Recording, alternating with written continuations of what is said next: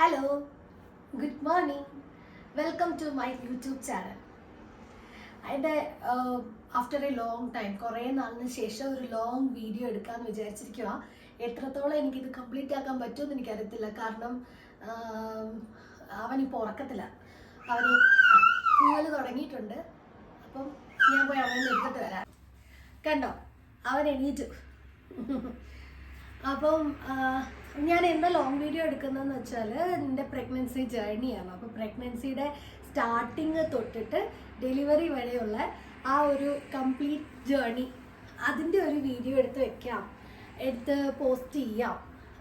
അതാണ് ഞാൻ വിചാരിക്കുന്നത്. അപ്പം എല്ലാവർക്കും ഉണ്ടോ എന്ന് എനിക്കറിയില്ല. പക്ഷെ എന്നെ സംബന്ധിച്ച് എങ്ങനെയാണെന്ന് വെച്ചാൽ, ഞാൻ ഇങ്ങനെ ബാക്ക് ടു മെമ്മറീസ് ഒക്കെ ഇങ്ങനെ കളക്ട് ചെയ്ത് തിങ്ക് ചെയ്തുകൊണ്ടിരിക്കുന്ന ഒരാളാണ്. അതായത് കഴിഞ്ഞ വർഷം ഈ സമയത്ത് ഞാൻ അങ്ങനാണോ ചെയ്തത്, അല്ലെങ്കിൽ ഇങ്ങനെ ചെയ്തു, അങ്ങനൊരു മൊമെൻറ്റ്സ് ഒക്കെ ഞാൻ റീകളക്ട് ചെയ്യും. അപ്പോൾ അതെൻ്റെ ഒരു ഹോബിയാണ് കേട്ടോ.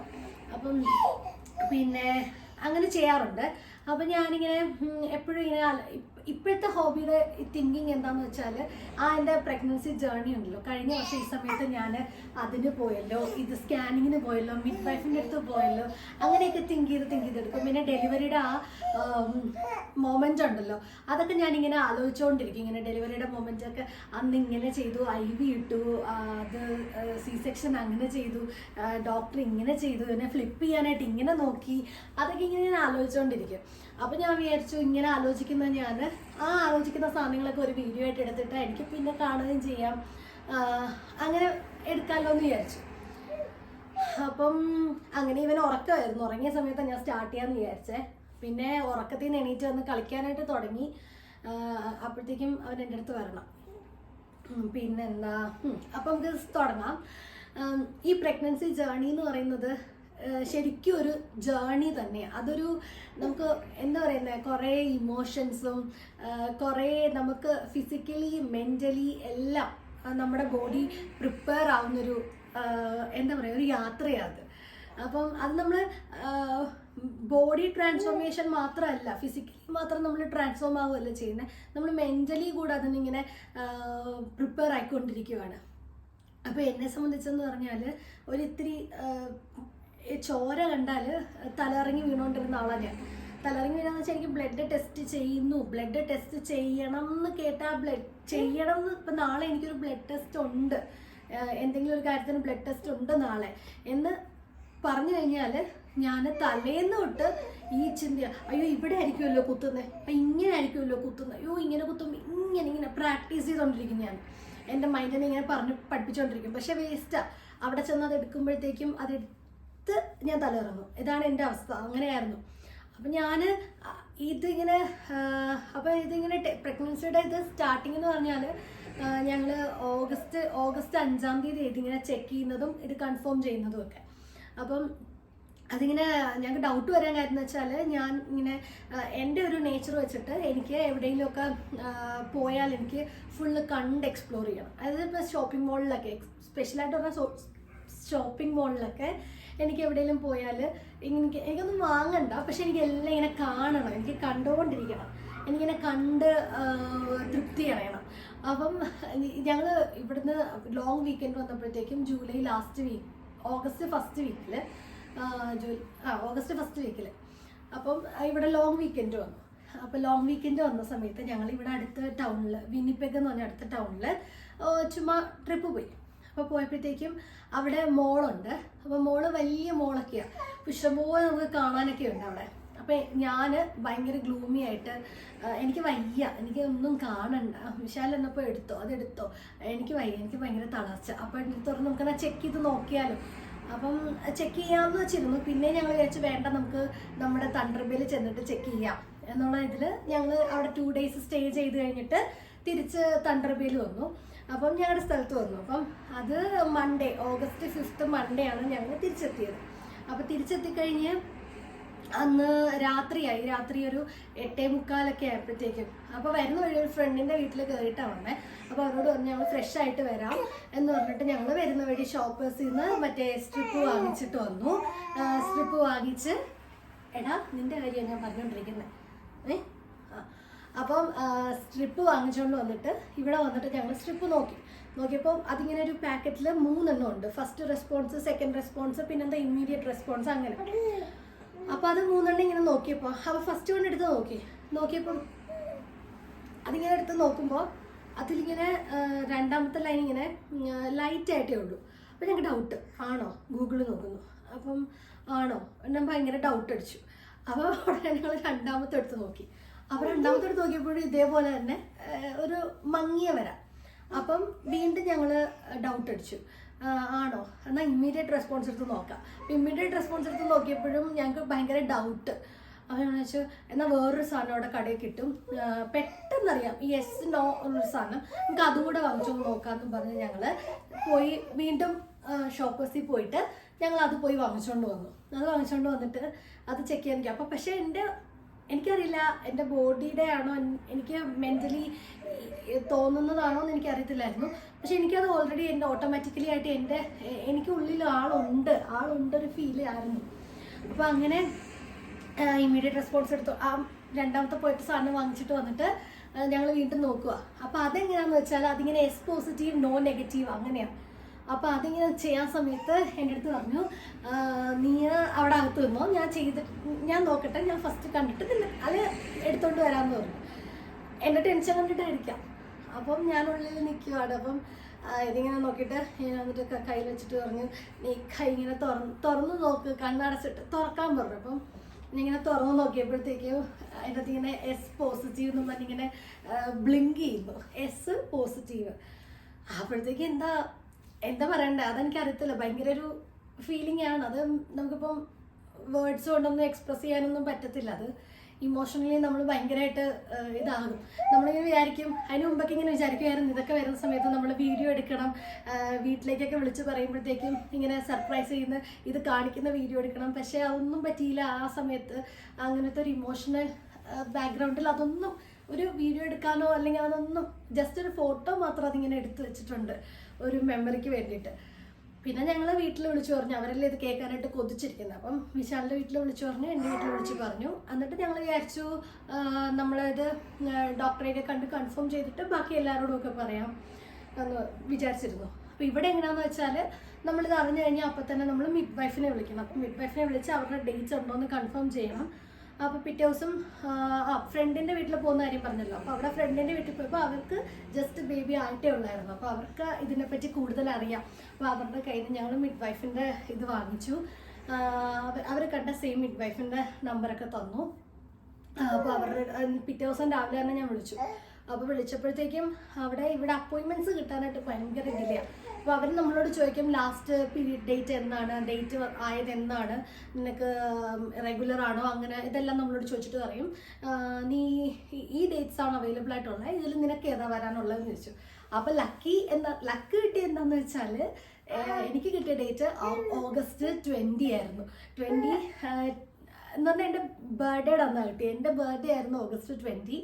അപ്പോൾ അന്നാണ് എനിക്ക് ഫസ്റ്റായിട്ട് മിഡ് വൈഫിൻ്റെ ഇതിനെ കൺഫർമേഷൻ നമ്മൾ നോക്കാനായിട്ട് ജസ്റ്റ് അവരെ കാണാൻ പോകുന്ന ഡേറ്റ് എനിക്ക് കിട്ടിയത് ഓഗസ്റ്റ് 20 ആയിരുന്നു.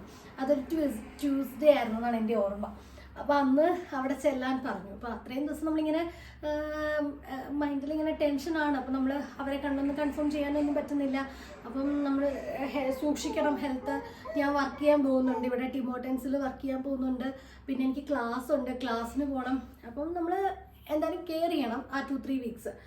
അപ്പോൾ അങ്ങനെ ഞങ്ങൾ ഓഗസ്റ്റ് 20 ആകാൻ വേണ്ടി വെയിറ്റ് ചെയ്തിരുന്നു. ഓഗസ്റ്റ് 20 അവരെ പോയി കണ്ടു കഴിഞ്ഞപ്പോൾ അവിടുന്ന് കുറച്ച് ബ്ലഡ് എടുക്കണം. അപ്പം ഞങ്ങളിങ്ങനെ ഓൾറെഡി വിശാൽ പറഞ്ഞു എനിക്കിങ്ങനെ ബ്ലഡ് ഫോബിയ ഉണ്ടെന്ന് പറഞ്ഞു. അതായത് ബ്ലഡ് എന്ന് കേട്ടാൽ തന്നെ തലയിറങ്ങി വീഴുമെന്ന് പറഞ്ഞു. പക്ഷേ എനിക്ക് ഫിസിക്കലി ഉണ്ടായ ഒരു മാറ്റം എന്ന് പറയുന്നത് through out pregnancy journey, through out complete delivery കഴിയുന്നത് വരെ ഇപ്പം ഉണ്ടെന്ന് ഞാൻ പറയത്തില്ല.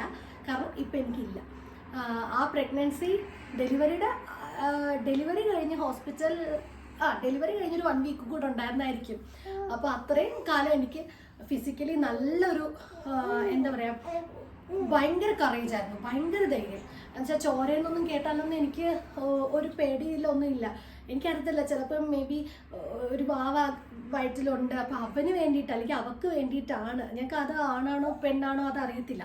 അപ്പം നമ്മൾ വാവയ്ക്ക് വേണ്ടിയിട്ടാണ് എന്നുള്ള ഒരു ഇതിലായിരിക്കാം ചിലപ്പോൾ എനിക്ക് ആ ധൈര്യം കിട്ടിയത്. അപ്പം അന്ന് അവിടെ ചെന്നപ്പോൾ തന്നെ നമുക്ക് ബ്ലഡ് ടെസ്റ്റ് ചെയ്യണം.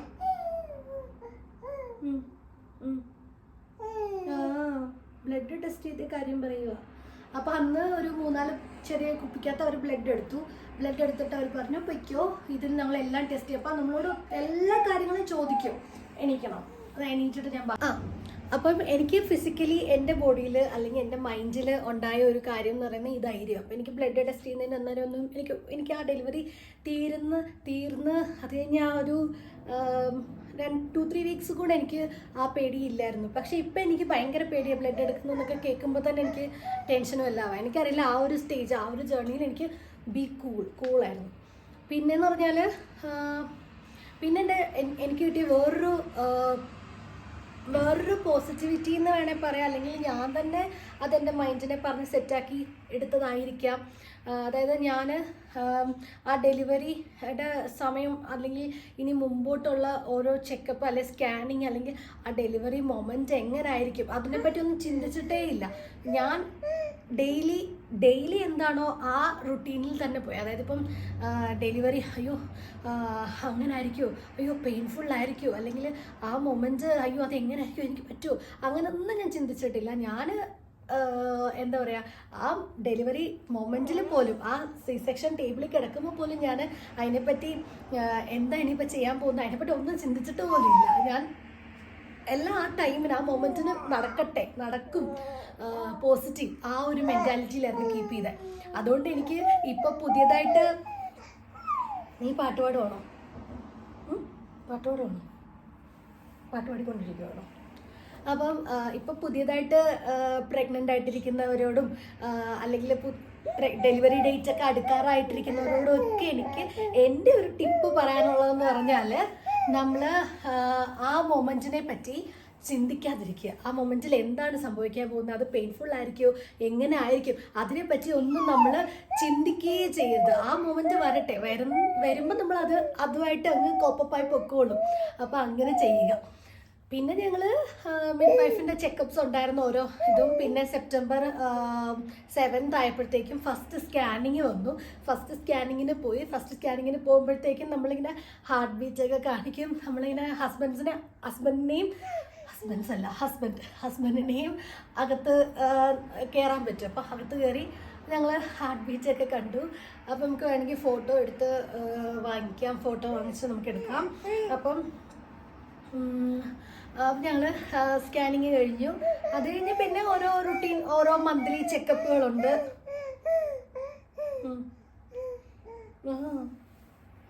എന്താ നീ മന്ത്ലി ചെക്കപ്പുകളുണ്ട്. അപ്പോൾ എല്ലാ മാസവും ഒരു പ്രാവശ്യം മിഡ് വൈഫിൻ്റെ അടുത്ത് പോകണം. പിന്നെ സ്കാനിങ്ങുകളും നമുക്ക് തരും. അപ്പം അതിലിങ്ങനെ നമ്മൾ മിഡ് വൈഫിനെ കാണണം. അവർ നമ്മുടെ എല്ലാ പ്രാവശ്യം ചെല്ലുമ്പോഴത്തേക്കും ജസ്റ്റ് പ്രത്യേകിച്ചൊന്നുമില്ല, ഇവർ നമ്മൾ ചെല്ലുമ്പോൾ തന്നെ നമ്മുടെ ഡീറ്റെയിൽസ് ഫുൾ എടുക്കും. മീൻസ് നമ്മുടെ പേരൻസ് ഒരു മിനിറ്റ്. ഇവിടെ എങ്ങനെയാണെന്ന് വെച്ചാൽ ഇവിടുത്തെ രീതി അനുസരിച്ച് നമ്മൾ മിഡ് വൈഫിനെ കാണാനായിട്ട് ചെല്ലുന്ന ദിവസം ഫസ്റ്റ് അപ്പോയിൻമെൻ്റ് ഉണ്ടല്ലോ. അപ്പോൾ ഫസ്റ്റ് അപ്പോയിൻമെൻറ്റിന് ചെല്ലുമ്പോൾ തന്നെ അവർ നമ്മുടെ ഒന്നില്ലെങ്കിൽ നമ്മുടെ ഡീറ്റെയിൽസ് എടുക്കും. അതായത് ഡീറ്റെയിൽസ് ഫുള്ളെന്ന് വെച്ചാൽ നമ്മുടെ പേരൻസിൻ്റെ ഡീറ്റെയിൽസ്, അതായത് പേരൻസിൻ്റെ മെഡിക്കൽ ഹിസ്റ്ററി തൊട്ട് നമ്മുടെ ഹിസ്റ്ററി ഉൾപ്പെടെ എടുക്കും. അതായത് പേരൻസിൻ്റെ മാത്രമല്ല, നമ്മുടെ ഫാമിലിയിൽ ആർക്കെങ്കിലും ഇങ്ങനെ ഉണ്ടോ അങ്ങനെ ഉണ്ടോ അതെല്ലാം അവർ ഡീറ്റെയിൽസ് റെക്കോർഡ് ചെയ്ത് വയ്ക്കും. പിന്നെ റെക്കോർഡ് ചെയ്ത് വെച്ചിട്ട് പിന്നെ ബ്ലഡ് എടുക്കും. അപ്പോൾ ഇങ്ങനെ നമ്മളോട് ചോദിക്കും, നിങ്ങൾക്ക് ബോഡിയിൽ നിങ്ങൾക്ക് എന്തെങ്കിലും കുറവ് അങ്ങനെ എന്തെങ്കിലും ഉണ്ടെങ്കിൽ നിങ്ങൾ സൂചിപ്പിക്കാൻ പറയും. അപ്പോൾ ഇനി എൻ്റെ കേസിൽ വിശാൽ ഓൾറെഡി അവരോട് റിപ്പോർട്ട് ചെയ്തായിരുന്നു എനിക്കിങ്ങനെ ബ്ലഡ് ഫോബിയ ഉണ്ടെന്ന്. അതായത് ബ്ലഡ് കണ്ടാൽ ഞാൻ ഇതാകും എന്നുള്ള നെർവസ് ആകും, ചിലപ്പോൾ ഫെയിൻറ്റ് ചെയ്യാൻ ചാൻസ് ഉണ്ടെന്നൊക്കെ അവരോട് പറഞ്ഞു. അപ്പോൾ അവർ ഫസ്റ്റ് ബ്ലഡ് ചെക്ക് ശരിക്കും ലാബിലാണ് ചെയ്യേണ്ടത്. അപ്പോൾ അവരിങ്ങനെ ഇത് പറഞ്ഞ കാരണം എൻ്റെ മിഡ് വൈഫ് എന്നോട് ചോദിച്ചു. അപ്പോൾ ആ മാം ചോദിച്ചു, എന്നാൽ ഞാൻ ഇവിടുന്ന് എടുക്കട്ടെ, നീ ഓക്കെ ആണെങ്കിൽ, നീ കോൺഫിഡൻ്റ് ആണ്, നീ ഓക്കെ ഇല്ല കംഫർട്ടാണെന്നുണ്ടെങ്കിൽ ഇവിടുന്ന് എടുക്കട്ടെ എന്ന് ചോദിച്ചു. ഞാൻ പറഞ്ഞു ഓക്കെ, ഇവിടുന്ന് തന്നെ എടുത്താൽ മതി, ലാബിൽ കൊണ്ട് ഇവിടുന്ന് തന്നെ മതി എന്ന് പറഞ്ഞു. അങ്ങനെ അവർ അവിടുന്ന് തന്നെ അന്ന് ബ്ലഡൊക്കെ എടുത്തു. എന്നിട്ട് അവർ പറഞ്ഞു ഇവിടെ എങ്ങനെയാണെന്ന് വെച്ചാൽ നമുക്ക് ഇങ്ങനെ ചെക്ക് ചെയ്ത് റിസൾട്ട് നമുക്ക് എത്തുന്നില്ല, നേരെ മിഡ് വൈഫിനെ പോകത്തുള്ളൂ. അപ്പോൾ അവർക്ക് അന്ന് റിപ്പോർട്ട് കിട്ടുമ്പോൾ അവർ പറഞ്ഞു എൻ്റെ അടുത്ത്, നീ ടെൻഷനൊന്നും അടിക്കണ്ട, നിനക്ക് ഇതിൻ്റെ റിസൾട്ട് വിളിച്ച് പറഞ്ഞില്ല എന്നും പറഞ്ഞ് നീ ടെൻഷൻ അടിക്കുകയൊന്നും വേണ്ട. കാരണം ഇവിടെ എന്തെങ്കിലും ഒരു പ്രോബ്ലം നിൻ്റെ ബ്ലഡ് ചെക്കിലുണ്ടെങ്കിൽ, ബ്ലഡ് വർക്കിൽ എന്തെങ്കിലും ഒരു കുറവോ അല്ലെങ്കിൽ എന്തെങ്കിലും ഒരു ഇഷ്യൂ ഉണ്ടെങ്കിൽ മാത്രമേ ഞങ്ങൾ വിളിക്കത്തുള്ളൂ എന്ന് പറഞ്ഞു. അല്ലാത്ത പക്ഷം വിളിക്കത്തില്ല. വിളിച്ചില്ലെങ്കിൽ നീ വിചാരിച്ചോ ഓക്കെ ഇറ്റ്സ് നോർമൽ, കുഴപ്പമൊന്നുമില്ല, ഇനി നിനക്ക് ടെൻഷനാണ്, നിനക്ക് അറിയണം എൻ്റെ റിപ്പോർട്ട് എന്നുണ്ടെങ്കിൽ നീ ഞങ്ങളെ വിളിച്ചാൽ മതി, ഞങ്ങൾ പറയാം, കുഴപ്പമൊന്നുമില്ല എന്ന് പറഞ്ഞു. അത് കഴിഞ്ഞിട്ട് പിന്നെ പിന്നെ ഓരോ മാസങ്ങളിൽ ചെക്കപ്പ് ഉണ്ട്, പിന്നെ സ്കാനിങ് ഉണ്ട്, അങ്ങനെ ഓരോ മാസങ്ങളും കടന്നു. അപ്പോൾ ഇതിനിടയ്ക്ക് ഞാൻ ക്ലാസ്സിന് പോകുന്നുണ്ട്, വർക്കിന് പോകുന്നുണ്ട്. അപ്പോൾ വർക്കിൻ്റെയൊക്കെ ടൈമിങ് ഷെഡ്യൂള് കുറച്ച്. പിന്നെ ഇങ്ങനെ ഓരോ സ്കാനിങ് ഓരോ മാസം നമുക്ക് ഓരോ മാസം ഇല്ല, മൊത്തം 5-6 സ്കാനിങ് ഉണ്ട്. അപ്പോൾ അതിൽ നമ്മൾ സ്കാനിങ്ങിന് പോകണം. അവിടെ ചെല്ലുമ്പോൾ സ്കാൻ ചെയ്യും. നമ്മൾ ആദ്യത്തെ സ്കാനിങ്ങിന് നിറച്ച് വെള്ളം കുടിച്ചിട്ടൊക്കെ ചെല്ലണമായിരുന്നു. പിന്നെ അത് കഴിഞ്ഞിട്ട് പിന്നെ എന്തായിരുന്നു, അത് കഴിഞ്ഞ് സ്കാനിങ്. പക്ഷേ ഇതിൻ്റെ ഇടയ്ക്കൊക്കെ ഞാൻ ജോലിക്ക് പോകുന്നുണ്ടായിരുന്നു. ഞാൻ ശരിക്കും ഒരു 32 വീക്സ്, ഇവിടെ ഒരു മാസമല്ല, ഇവിടെ വീക്സാണ് പറയുന്നത്. ഇത്ര വീക്ക്, ഇത്രാമത്തെ വീക്ക് അങ്ങനെയാണ് പറയുന്നത്. അപ്പം ഞാൻ ശരിക്കും 32 വീക്സ് കംപ്ലീറ്റ് ഞാൻ ജോലിക്ക് പോകുന്നുണ്ടായിരുന്നു.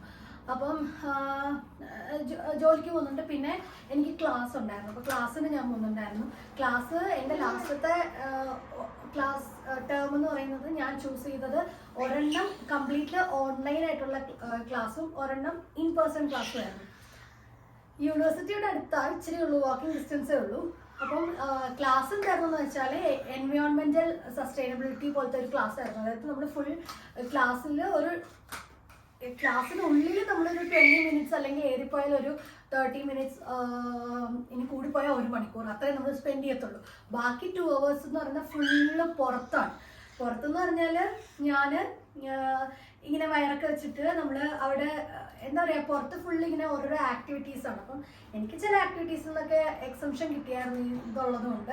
പക്ഷെ ഇവർ ഇങ്ങനെ പ്രഗ്നൻ്റ് ആയതുകൊണ്ടൊന്നും ചെയ്യാൻ പാടില്ല, അല്ലെ നീ പ്രഗ്നൻ്റ് ആണ് അതുകൊണ്ട് നീ ഇതിലൊന്നും പങ്കെടുക്കണ്ട, അങ്ങനെ ഒരു നീക്കി നിർത്തലോ മാറ്റി നിർത്തലോ ഒന്നും ഇല്ല ഇവിടെ.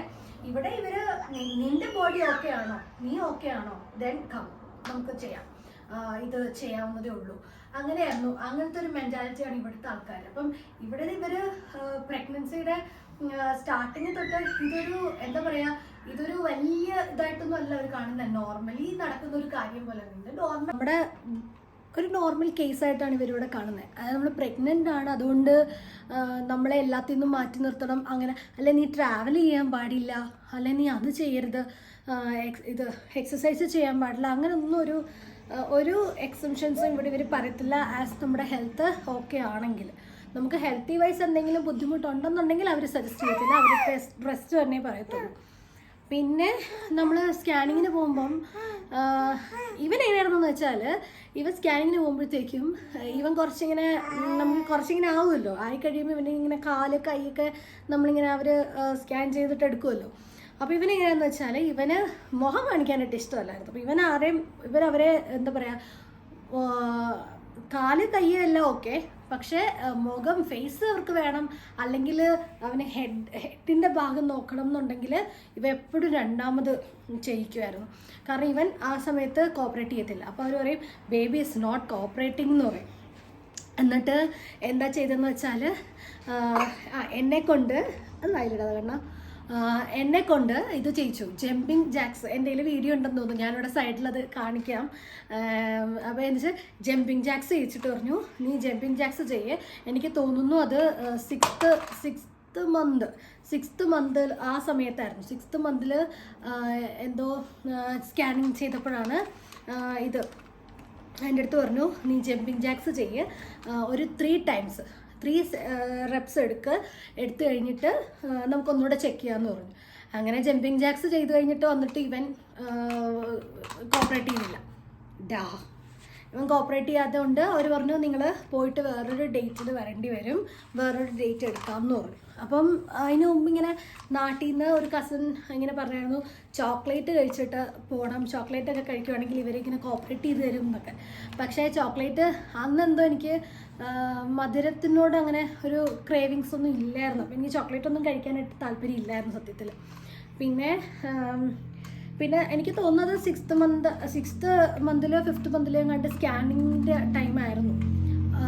അപ്പം അത് കഴിഞ്ഞിട്ട് എന്താണെന്ന് വെച്ചാൽ പിന്നെ നമുക്ക് ഒരു 5th മന്ത് ഒരു 20 weeks ഒക്കെ കഴിയുമ്പോഴത്തേക്കുള്ള സ്കാനിങ് വരുമ്പം നമുക്ക് ജെൻഡർ അറിയാൻ പറ്റും. അപ്പം ഞങ്ങൾ ആദ്യം വിചാരിച്ചുകൊണ്ടിരുന്നത് ജെൻഡർ അറിയാം നമുക്ക്. നീ ഒരു എക്സസൈസും ചെയ്യണ്ട കേട്ടോ, ഇതിനെ കുനിഞ്ഞ് എന്നാ ഇനിയും താഴെ തെറിയരുതേ, കഷ്ടമുണ്ടേ, നീ ഇങ്ങനെ എനിക്ക്. അപ്പം എന്താ ഞങ്ങൾ ജെൻഡർ, അപ്പോൾ ജെൻഡറിൻ്റെ കാര്യം ഇങ്ങനെ ഞങ്ങൾ ഡിസ്കസ് ചെയ്തപ്പോഴത്തേക്കും ഞങ്ങൾ ആദ്യം വിചാരിച്ചുകൊണ്ടിരുന്നത് നമുക്ക് ജെൻഡർ അറിയാം, അത് ബോയ് ആണോ ഗേൾ ആണോ എന്നൊക്കെ നമുക്ക് അറിയാം, അങ്ങനെ ഞങ്ങൾ വിചാരിച്ചായിരുന്നു ആദ്യമൊക്കെ.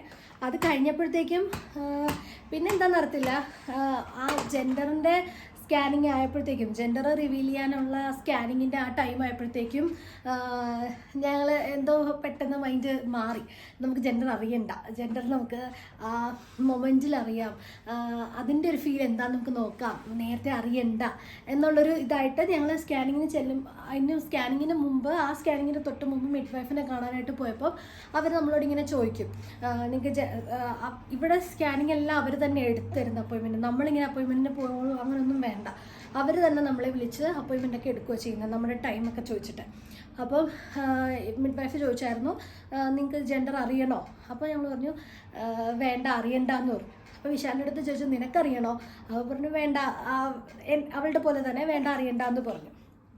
അപ്പം അങ്ങനെ പറഞ്ഞു കഴിഞ്ഞപ്പോഴത്തേക്കും അത് അറിയണ്ടെന്ന് അങ്ങനെ പറഞ്ഞു. അത് കഴിഞ്ഞപ്പോഴത്തേക്കും അവർ പറഞ്ഞു ഓക്കെ, ഞങ്ങൾ സ്കാനിങ്ങിൻ്റെ അവിടെ വിളിച്ച് പറഞ്ഞോളാം, നിങ്ങൾക്ക് ജെൻഡർ അറിയണ്ടെന്നാ പറഞ്ഞിരിക്കുന്നതെന്ന് പറഞ്ഞോളാം എന്ന് പറഞ്ഞു. അങ്ങനെ സ്കാനിങ്ങിൻ്റെ അവിടെ ചെന്ന് കഴിഞ്ഞപ്പോഴത്തേക്കും അവർ വീണ്ടും ചോദിച്ചു നിങ്ങൾക്ക് ജെൻഡർ അറിയണോ എന്ന് ചോദിച്ചപ്പോഴത്തേക്കും ഞാൻ പറഞ്ഞു വേണ്ട, അറിയണ്ടെന്ന് പറഞ്ഞു. അവിടെയും വിശാലിനോട് ചോദിച്ചു അറിയണം, നിനക്കറിയണോ എന്ന് ചോദിച്ചു. അപ്പോൾ അറിയണ്ടെന്ന് പറഞ്ഞു. ഇവിടെ എങ്ങനെയാണെന്ന് വെച്ചാൽ ഇപ്പം ജെൻഡർ റിവീൽ പാർട്ടിയൊക്കെ നടത്താനായിട്ട്, ഇപ്പോൾ നമുക്ക് സർപ്രൈസ് പാർട്ടിയൊക്കെ നടത്തണമെങ്കിൽ അവരെന്താ ചെയ്യുന്നതെന്ന് വെച്ചാൽ ഈ റിപ്പോർട്ട് ജസ്റ്റ് നമുക്കൊരു പേപ്പറിൽ ഒരു എൻവലപ്പിൽ ഇട്ട് തരും. ആ എൻവലപ്പ് നമ്മൾ ഫ്രണ്ട്സിനെ കൊണ്ട് ആരാണോ പാർട്ടി കണ്ടക്ട് ചെയ്യുന്നത് അവർക്ക് നമ്മൾ കൊടുത്തിട്ട് അപ്പോഴാണ്, അങ്ങനെയാണ് ഇവിടെ ചെയ്യുന്നത്. അപ്പം ഞങ്ങളോട് ചോദിച്ചു നിങ്ങൾക്ക് ഇത് എൻവലപ്പിൽ വല്ലതും വേണമെന്ന് ചോദിച്ചപ്പോൾ ഞങ്ങൾ പറഞ്ഞു വേണ്ട, ഒന്നും വേണ്ട, ഞങ്ങൾക്ക് അറിയേ വേണ്ടെന്ന് പറഞ്ഞു. അപ്പോൾ ഓക്കെ, എന്താ അറിയണ്ടാത്തതെന്ന് ചോദിച്ചപ്പോൾ ഞങ്ങൾ പറഞ്ഞു, എൻ്റെ അടുത്ത് ചോദിച്ചു എന്താ നിനക്ക് അറിയണ്ടാത്ത, ബോയ് ആണോ ഗേൾ ആണോ എന്ന് അറിയണ്ടേന്ന് ചോദിച്ചു. അപ്പോൾ ഞാൻ പറഞ്ഞു വേണ്ട, അതെനിക്ക് ആ മൊമെൻറ്റിൽ അറിഞ്ഞാൽ മതി, അത് ബോയ് ആണോ ഗേൾ ആണോ എന്ന്. അപ്പോൾ അതുവരെ ഞാൻ അത് ഇങ്ങനെ ആരാന്നുള്ള ഇതിൽ ഞാനിങ്ങനെ എനിക്ക് മുമ്പോട്ട് പോകണം എന്ന്, എനിക്ക് അറിയാണ്ട് മുമ്പോട്ട് പോകണം എന്ന് പറഞ്ഞു. അപ്പോൾ ഓക്കെ, അവർ പിന്നെ പിന്നെ അപ്പോൾ എൻ്റെ അടുത്ത് പറഞ്ഞു നീ ആ ജെൻഡറിൻ്റെ ആ സ്കാൻ പോർഷൻ വന്നപ്പോഴത്തേക്ക് എൻ്റെ അടുത്ത് പറഞ്ഞു നീ അപ്പുറത്തോട്ട് ചരിഞ്ഞ് കിടന്നോ, നോക്കണ്ടെന്ന് പറഞ്ഞു. നോക്കിയാലും നമുക്കങ്ങനെ ഒന്നും പെട്ടെന്ന് മനസ്സിലാവത്തില്ല, എന്നാലും പറഞ്ഞോളാൻ പറഞ്ഞു. അപ്പം പക്ഷേ ശരിക്കും നമുക്ക് പ്രഗ്നൻ്റ് ആയിട്ടിരിക്കുമ്പോൾ ശരിക്കും നമുക്ക് ഉള്ളിൽ ഒരു ഇൻറ്റ്യൂഷൻ വരും, അതിങ്ങനെ ഇത് ആണായിരിക്കുമോ അല്ലെ പെണ്ണായിരിക്കുമോ, ഇത് മോനാണോ മോളാണോ, അങ്ങനെ ഒരു ഇൻറ്റ്യൂഷൻ നമുക്ക് ഉള്ളിൽ വരും. അപ്പോൾ ഫസ്റ്റൊക്കെ എനിക്ക് തുടക്കത്തിലൊക്കെ എനിക്ക് വന്നുകൊണ്ടിരുന്നത് ആണെന്നുള്ളൊരു ഇതായിരുന്നു. പിന്നെ എനിക്ക് എപ്പോഴോ ഒരു 2-3 മാസമൊക്കെ കഴിഞ്ഞപ്പോഴത്തേക്കും എനിക്കൊരു ചേഞ്ച് വന്നു, ഇനി ഇത് പെണ്ണാണോ പെണ്ണായിരിക്കുമോ, അങ്ങനെ ഒരു ചേഞ്ച് വന്നായിരുന്നു. പിന്നെ എനിക്ക് അത് ചേഞ്ച് മാറി വീണ്ടും വായിലിങ്ങനെ പറയാൻ തുടങ്ങി അവൻ എന്ന് വെച്ചാൽ ഒരു ആൺകുട്ടിയുടെ കാര്യങ്ങൾ ഇങ്ങനെ പറയാൻ തുടങ്ങി. പിന്നെ എൻ്റെ ക്ലാസ്സിലുള്ളവരാണെങ്കിലും ജോലി ചെയ്യുന്ന സ്ഥലത്ത് ഒത്തിരി കസ്റ്റമേഴ്സ് വരും. അപ്പോൾ അവരിങ്ങനെ കസ്റ്റമേഴ്സ് വരുമ്പോഴത്തേക്കാണെങ്കിലും അവരിങ്ങനെ കോഫിയൊക്കെ വാങ്ങിക്കാൻ നേരത്ത്, അപ്പോൾ എനിക്ക് പ്രഗ്നൻ്റ് ആയി കഴിഞ്ഞപ്പോൾ തൊട്ട് എനിക്ക് ഫ്രണ്ടിൽ നമ്മുടെ ഓർഡർ എടുക്കുന്ന സെക്ഷനും പിന്നെ കോഫി ഉണ്ടാക്കുന്ന സ്ഥലത്ത് അങ്ങനെ നിന്നാൽ മതിയായിരുന്നു. അപ്പോൾ ഒത്തിരി കസ്റ്റമേഴ്സ് ഇങ്ങനെ വരും, അപ്പന്മാരാ വരുന്നത് ഇവിടുത്തെ. അപ്പോൾ അവരിങ്ങനെ വന്നിട്ട് ഇങ്ങനെ പറയും may be it's A baby boy, നിനക്ക് ആരെ വേണം? അപ്പോൾ ഞാൻ പറയും എനിക്ക് ആരാണേലും കുഴപ്പമില്ല, ഒരു ഹെൽത്തി ബേബി മതി, എന്നാലും ബോയ് ആണേലും കുഴപ്പമില്ല എന്ന് പറയും. നിൻ്റെ ഹസ്ബൻഡിനോ? ഞാൻ പറയും ഹസ്ബൻഡിന് ഗേളാണെന്ന് തോന്നുന്നു താല്പര്യം, ഗേളിനോടുണ്ട് ഇച്ചിരി താല്പര്യം, എന്നാലും ഹീ ഓൾസോ ഓക്കെ, ഒരു ഹെൽത്തി ബേബി വേണമെന്നേ ഉള്ളൂ എന്ന് പറയും. അപ്പോൾ അവരിങ്ങനെ കസ്റ്റമേഴ്സ് ഒത്തിരി പേരിങ്ങനെ വരും എല്ലാം ചെയ്യുമായിരുന്നു. ഇങ്ങനെ ഇത്ര വയറൊക്കെ ആയിട്ട് നിൽക്കുന്നത് കാണുമ്പോൾ അവർക്കൊരു ഭയങ്കര ഇതായിരുന്നു. അത് കഴിഞ്ഞപ്പോഴത്തേക്കും പിന്നെ ഞാൻ ലാസ്റ്റ് വർക്കിംഗ് ഡേ ഒക്കെ ആയപ്പോഴത്തേക്കും എനിക്ക് ഒരു അമ്മൂമ്മയൊക്കെ ഗിഫ്റ്റ് കൊണ്ട് തന്നു. നമ്മുടെ കസ്റ്റമേഴ്സിൻ്റെ കൂട്ടത്തിലുള്ള ഒരു അമ്മൂമ്മ കൊണ്ടുവന്ന് എനിക്കൊരു കംഫർട്ട്, നല്ലൊരു ബേബിക്ക് വേണ്ടിയിട്ടുള്ളൊരു കംഫർട്ടൊക്കെ കൊണ്ട് ഗിഫ്റ്റ് തന്നു. പിന്നെ ഒരപ്പൂപ്പൻ കൊണ്ടുവന്ന് വേറൊരു ഗിഫ്റ്റ് തന്നു, നിൻ്റെ ബേബിക്ക് വേണ്ടിയിട്ടൊന്നും പറഞ്ഞ്. അങ്ങനെ അത് ആ ഒരു മൊമെൻ്റൊക്കെ നല്ല ഒരു സമയമായിരുന്നു ആ ജേർണി എന്ന് പറയുന്നത്.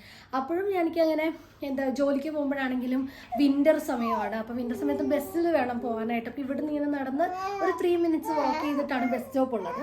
അപ്പോൾ ആ ബസ് സ്റ്റോപ്പിൽ പോയിട്ട് എന്ത് പറ്റി, കാർ താഴെ പോയോ? അപ്പം വീണ്ടും പോയോ? എന്തുവാണ് വാവേ? അപ്പം എന്താ പറഞ്ഞ് ബസ് സ്റ്റോപ്പ്. അപ്പം ഇവിടുന്ന് നടന്ന് പോയിട്ട് ബസ് സ്റ്റോപ്പിൽ, അപ്പോൾ വിൻ്റർ ആണെങ്കിലും ബസ് സ്റ്റോപ്പ് വരെ നടന്നു പോകും. അങ്ങനെ ഒരു പ്രത്യേകിച്ച് എനിക്ക് എൻ്റെ ആ ഒരു ജേർണിയിൽ എനിക്കങ്ങനെ ബുദ്ധിമുട്ടുകൾ അങ്ങനെയൊന്നും പറയത്തൊക്കെ വന്നിട്ടില്ല. വൊമിറ്റിംഗ് ഇല്ലായിരുന്നു. പിന്നെ കുക്ക് ചെയ്യുന്നത് ഞാൻ തന്നെയായിരുന്നു. ഒരു ആദ്യത്തെ 2-3 മാസമൊക്കെ ഇടയ്ക്ക് വിശാലേട്ടൻ കുക്ക് ചെയ്തെങ്കിലും കൂടുതലും ഞാൻ തന്നെയായിരുന്നു കുക്ക് ചെയ്തുകൊണ്ടിരുന്നത്. ഞാനപ്പോൾ ആലോചിക്കുമായിരുന്നു, വർക്ക് ചെയ്യാനൊക്കെ പോയിട്ട് വന്നിട്ട് വീണ്ടും കുക്കിങ്ങിനൊക്കെ കയറ്റണ്ടേ, അന്ന് ഞാൻ തന്നെ ചെയ്യാം, അത്രത്തോളം എനിക്കും ഒരു എക്സസൈസ് പോലെയൊക്കെ ആവുമല്ലോ. അപ്പോൾ അങ്ങനെ പിന്നെ എനിക്ക് ക്രേവിങ്സ്, അങ്ങനെ ഇന്ന ഫുഡ് വേണം അങ്ങനെ ഒരു ക്രേവിങ്സ് അങ്ങനെ കൂടുതലില്ലായിരുന്നു. എനിക്ക് ആ സമയത്ത് കൂടുതൽ കഴിക്കാനായിട്ട് സുഖവും ഇഷ്ടവും, ചിലപ്പോൾ മേ ബി വിൻ്റർ ആയിരുന്നതുകൊണ്ടായിരിക്കാം, നമ്മുടെ മറ്റേ മട്ട അരിയും ചെറുപയറും കൂടെ ഒരുമിച്ച് കുക്കറിലിട്ട് അടിച്ചിട്ട് അതും അച്ചാറും ഒക്കെ ആയിരുന്നു എനിക്ക് ഏറ്റവും കൂടുതൽ ഇഷ്ടം. പിന്നെ നാട്ടിൽ നിന്ന് അമ്മ, എൻ്റെ ഒരു ഫ്രണ്ട് വന്നപ്പോൾ അവരുടെ മറ്റേ ബീഫ് അച്ചാറും മീൻ അച്ചാറും ഒക്കെ കൊടുത്തു വിട്ടിട്ടുണ്ടായിരുന്നു. അപ്പോൾ അതും കഞ്ഞിയും കൂടെ കഴിക്കാനൊക്കെ ആയിരുന്നു എനിക്ക് ഭയങ്കര കൊതി. പിന്നെ അങ്ങനെ പ്രത്യേകിച്ച് ക്രേവിങ്സ് അങ്ങനെ വന്നിട്ടില്ല. അതുകൊണ്ട് വലിയതായിട്ട് ഞാൻ ബുദ്ധിമുട്ടിച്ചിട്ടില്ല. എനിക്ക് ഇന്നത് കഴിക്കാൻ വേണം, ഇന്നത് വേണം എന്നും പറഞ്ഞ് ബുദ്ധിമുട്ടിച്ചിട്ടൊന്നുമില്ല. പിന്നെ അങ്ങനെ അതിങ്ങനെ ഓരോ സ്കാനിങ് ഒക്കെ പോയപ്പോൾ ജെൻഡർ അറിയണ്ടെന്ന് ഞങ്ങൾ പറഞ്ഞു. പിന്നെ അത് കഴിഞ്ഞപ്പോഴത്തേക്കും പിന്നെന്താ പറയുക, ജെൻഡർ അറിയണ്ടെന്ന് പറഞ്ഞു കഴിഞ്ഞിട്ട് പിന്നത്തെ സ്കാനിങ്ങിൽ അപ്പോൾ ജെൻഡർ അറിയണ്ട അങ്ങനെയൊക്കെ പറഞ്ഞു. അത് കഴിഞ്ഞിട്ട് പിന്നെ ഞങ്ങൾ എന്താ പറയുക, IELTS എക്സാം എഴുതാൻ വേണ്ടിയിട്ട് വീണ്ടും വിന്നിപ്പെഗിൽ പോയി. അതൊരു ബേബി മൂൺ പോലെയായിരുന്നു, ബേബി മൂൺ ട്രിപ്പ് പോലെയായിരുന്നു. ശരിക്കും എക്സാം എഴുതാൻ പോയതാണെങ്കിലും ആ എക്സാം എഴുതാൻ പോകുന്നതിൻ്റെ ഒരു ടെൻഷനോ അല്ലെങ്കിൽ എക്സാമിൻ്റേതായിട്ടുള്ള ഒരു പേടി അങ്ങനെയൊന്നുമില്ല, ഒരു ബേബി മൂൺ യാത്രയായിരുന്നു അത്. അത് കഴിഞ്ഞ് ഞങ്ങൾ അവിടെ നിന്ന് പോയിട്ട് കുറച്ച് ഫുഡ് അങ്ങനെയൊക്കെ ട്രൈ ചെയ്തു, കുറച്ച് ഫുഡുകൾ കഴിച്ചു, അങ്ങനെയൊക്കെ നല്ലൊരു ട്രിപ്പായിരുന്നു അത്. പിന്നെ ഫ്രണ്ട്സും ഉണ്ടായിരുന്നു, ഫ്രണ്ട്സുമായിട്ടാണ് പോയത്. അത് കഴിഞ്ഞ് വന്നിട്ട് വിനിപ്പെഗ് ഇത് ട്രാവൽ കഴിഞ്ഞ് ഉടനെ വന്നു കഴിഞ്ഞപ്പോഴത്തേക്കും പിന്നെ ഒരു വളകാപ്പ് പോലൊരു ഫംഗ്ഷൻ നടത്തി. ഫ്രണ്ട്സിനെ എല്ലാവരെയും കൂട്ടിയിട്ട് ഞങ്ങൾ ഒരു വളകാപ്പ് ഫംഗ്ഷൻ നടത്തി. അന്ന് എൻ്റെ ഒരു ഫ്രണ്ട് തന്നെ ബിരിയാണിയൊക്കെ കുക്ക് ചെയ്ത് കൊണ്ടുവന്നു. ഒരു 10-20 പേരുണ്ടായിരുന്നു. 10-20 പേര് ചേർന്ന് ഞങ്ങളിവിടെ ചെറിയ രീതിയിലൊരു വളകാപ്പ് സാരിയൊക്കെ ഉടുത്ത് ആ ഒരു ഫംഗ്ഷൻ നടത്തി. അത് കഴിഞ്ഞിട്ട് പിന്നെ ഞാനൊരു 1 വീക്കും കൂടെ ജോലിക്ക് പോയുള്ളൂ. അത് കഴിഞ്ഞ് പിന്നെ റെസ്റ്റ് സ്റ്റാർട്ട് ചെയ്തു, മെറ്റേണിറ്റി ലീവ് സ്റ്റാർട്ട് ചെയ്തു. ഇവിടെ നമുക്ക് മെറ്റേണിറ്റി ലീവ് സ്റ്റാർട്ട് ചെയ്യാം. ശരിക്കും എനിക്ക് തോന്നുന്നു 28 വീക്ക് കഴിയുമ്പോൾ തൊട്ട് 28 വീക്സ് കഴിയുമ്പോൾ തൊട്ട് നമുക്ക് എന്തോ സിക്ക് ലീവ് പോലെയൊക്കെ സ്റ്റാർട്ട് ചെയ്യാം. പിന്നെ മെറ്റേണിറ്റി ലീവ് സ്റ്റാർട്ട് ചെയ്യാം 32nd വീക്ക് കഴിയുമ്പോൾ തൊട്ട്. അതായത് നമുക്ക് ഇവിടെ മൊത്തം എനിക്ക് തോന്നുന്നു 36 വീക്സോളം, അല്ല 40 വീക്സ് നമുക്ക് മെറ്റേണിറ്റി ലീവ് കിട്ടും.